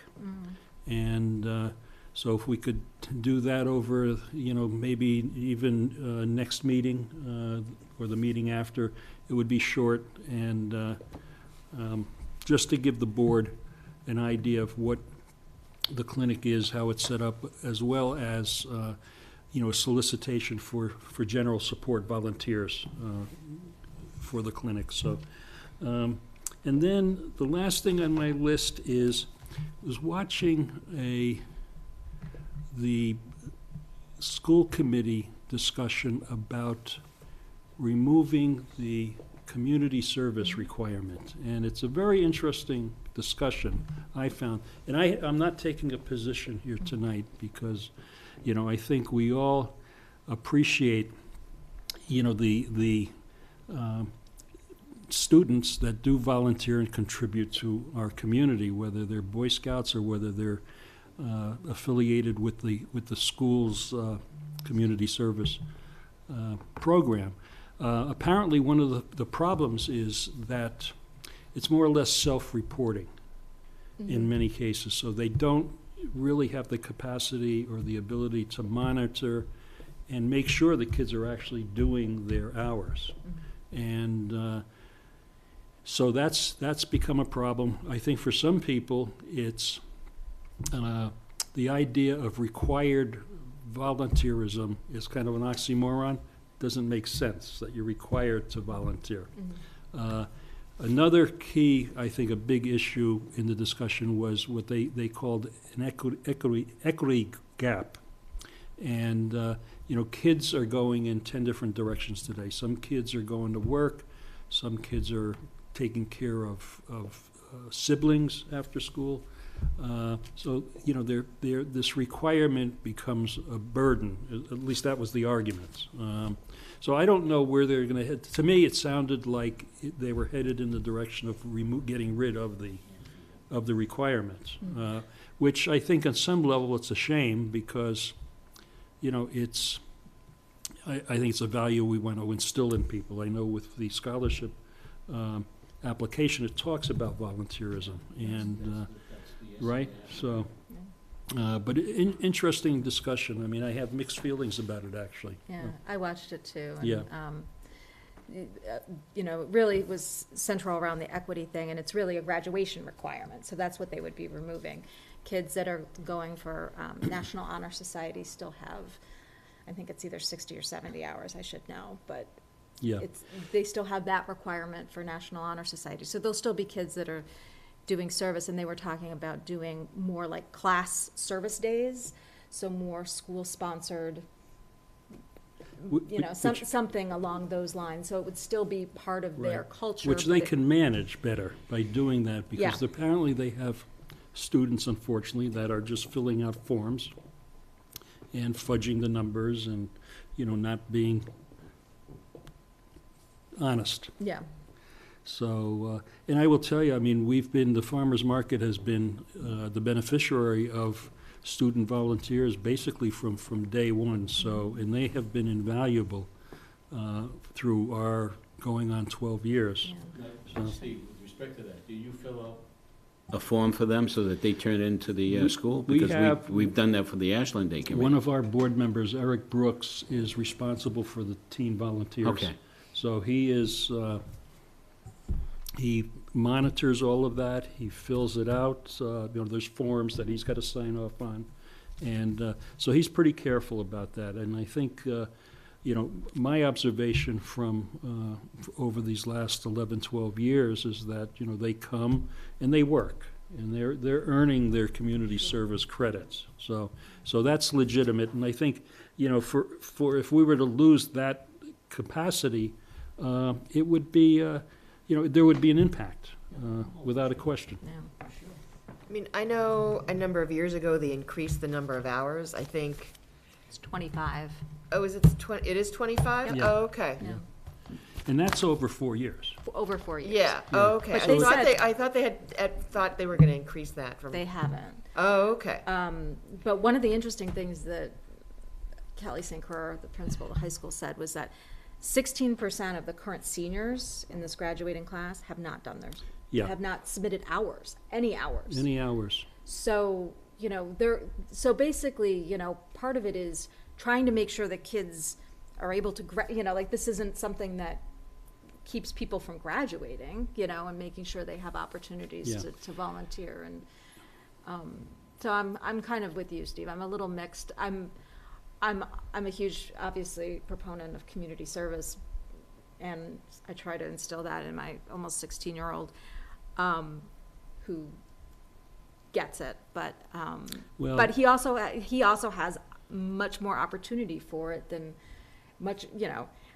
I can connect him with a gazillion people that Right. need community service hours, and sometimes it's tougher, Yeah. so.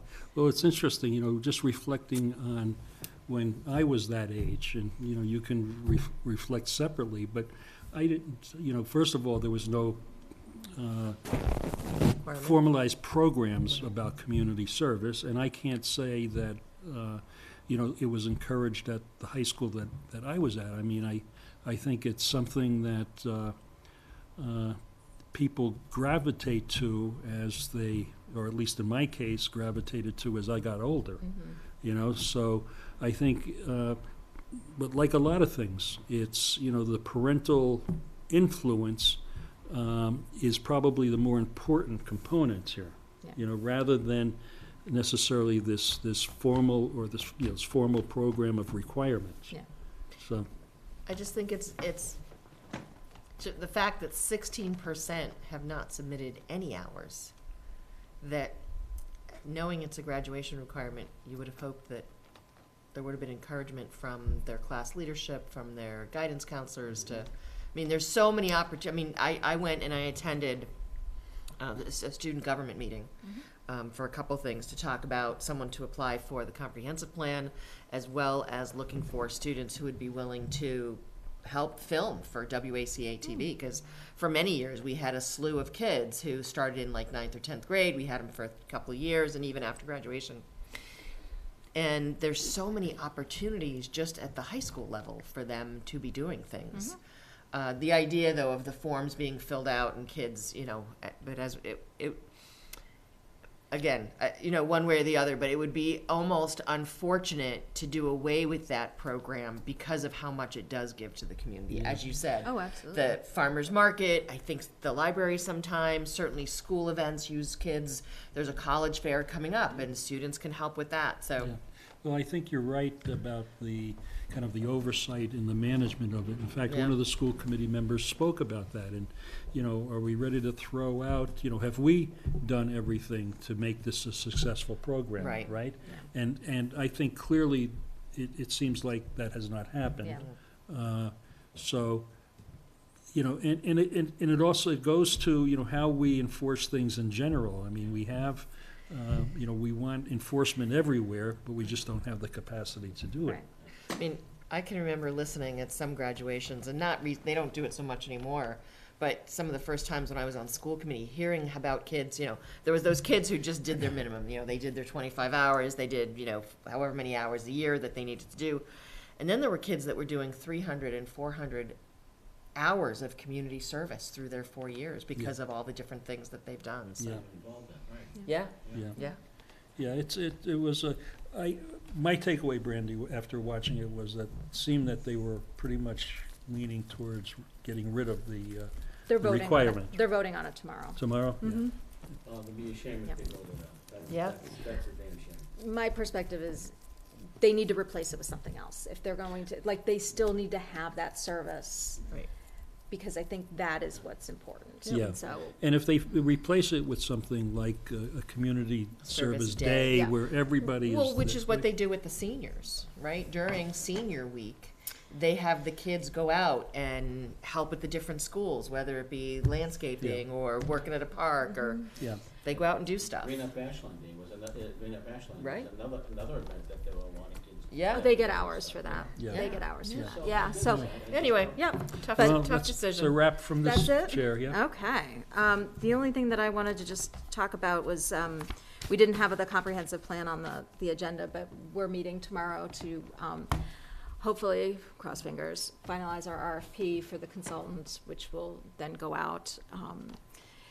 And we received, I think it's close to 50 talent bank forms from folks that want to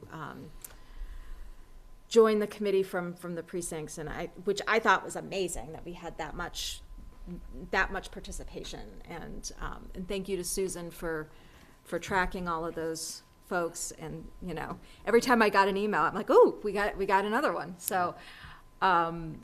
But we'll be meeting again in March, I think it's the 16th, to kind of go through all of that, and we'll put together some recommendations for. Have you finally gotten a representative from Precinct 1? I heard that We've was. got lots of representatives from all precincts. Oh, okay, Yeah. because the last time I knew they hadn't. Yeah, Yeah. precinct Okay. 5 seems Great. like a Every, ton. every precinct Amazing. has Oh, that's a awesome. number That's of- great. It's impressive. That's awesome. Yeah. list, yeah. So, you know, and I'm looking forward to hopefully, you know, meeting some new people that haven't been involved Yeah. in our town, you know, government Yeah. stuff. Yeah, Yeah. Yeah, it'll be a good community project. Yeah, it looks like a good group also from the different boards and committees as well. yes. Yes. Yeah. So, So today was the final day to apply. And then, as Brandy said, the next step is the project management team determining what the process is gonna be, getting the group together, and then bringing It's it going to be an forward. interesting process. Yes, it You've is. got so many good applications Yes. there. Yep, so, yep. Did you folks get the Affordable Housing Trust representative? yes, we Yes. did. Yeah, Yeah. that's great. Yep. Yep. Good. So, all is good there. The RFP. Yeah, we just need to get the RFP completed. Which we will. I'm optimistic. Tomorrow is the day. And I think that is really all I have. I don't have a whole lot. So I was going to say, so I'll take a motion to adjourn. Motion to adjourn. So moved. And a second? Second. All those in favor? Aye. Rob, I hope you're having fun, buddy. I know. So we're adjourned at 9:13 PM tonight. We'll meet again on the 15th in 2 weeks. So thank you all for joining us, and have a good night, and especially everybody that's online on Zoom watching us tonight. Thank Yes, you. Thank you. Thank you for hanging in there.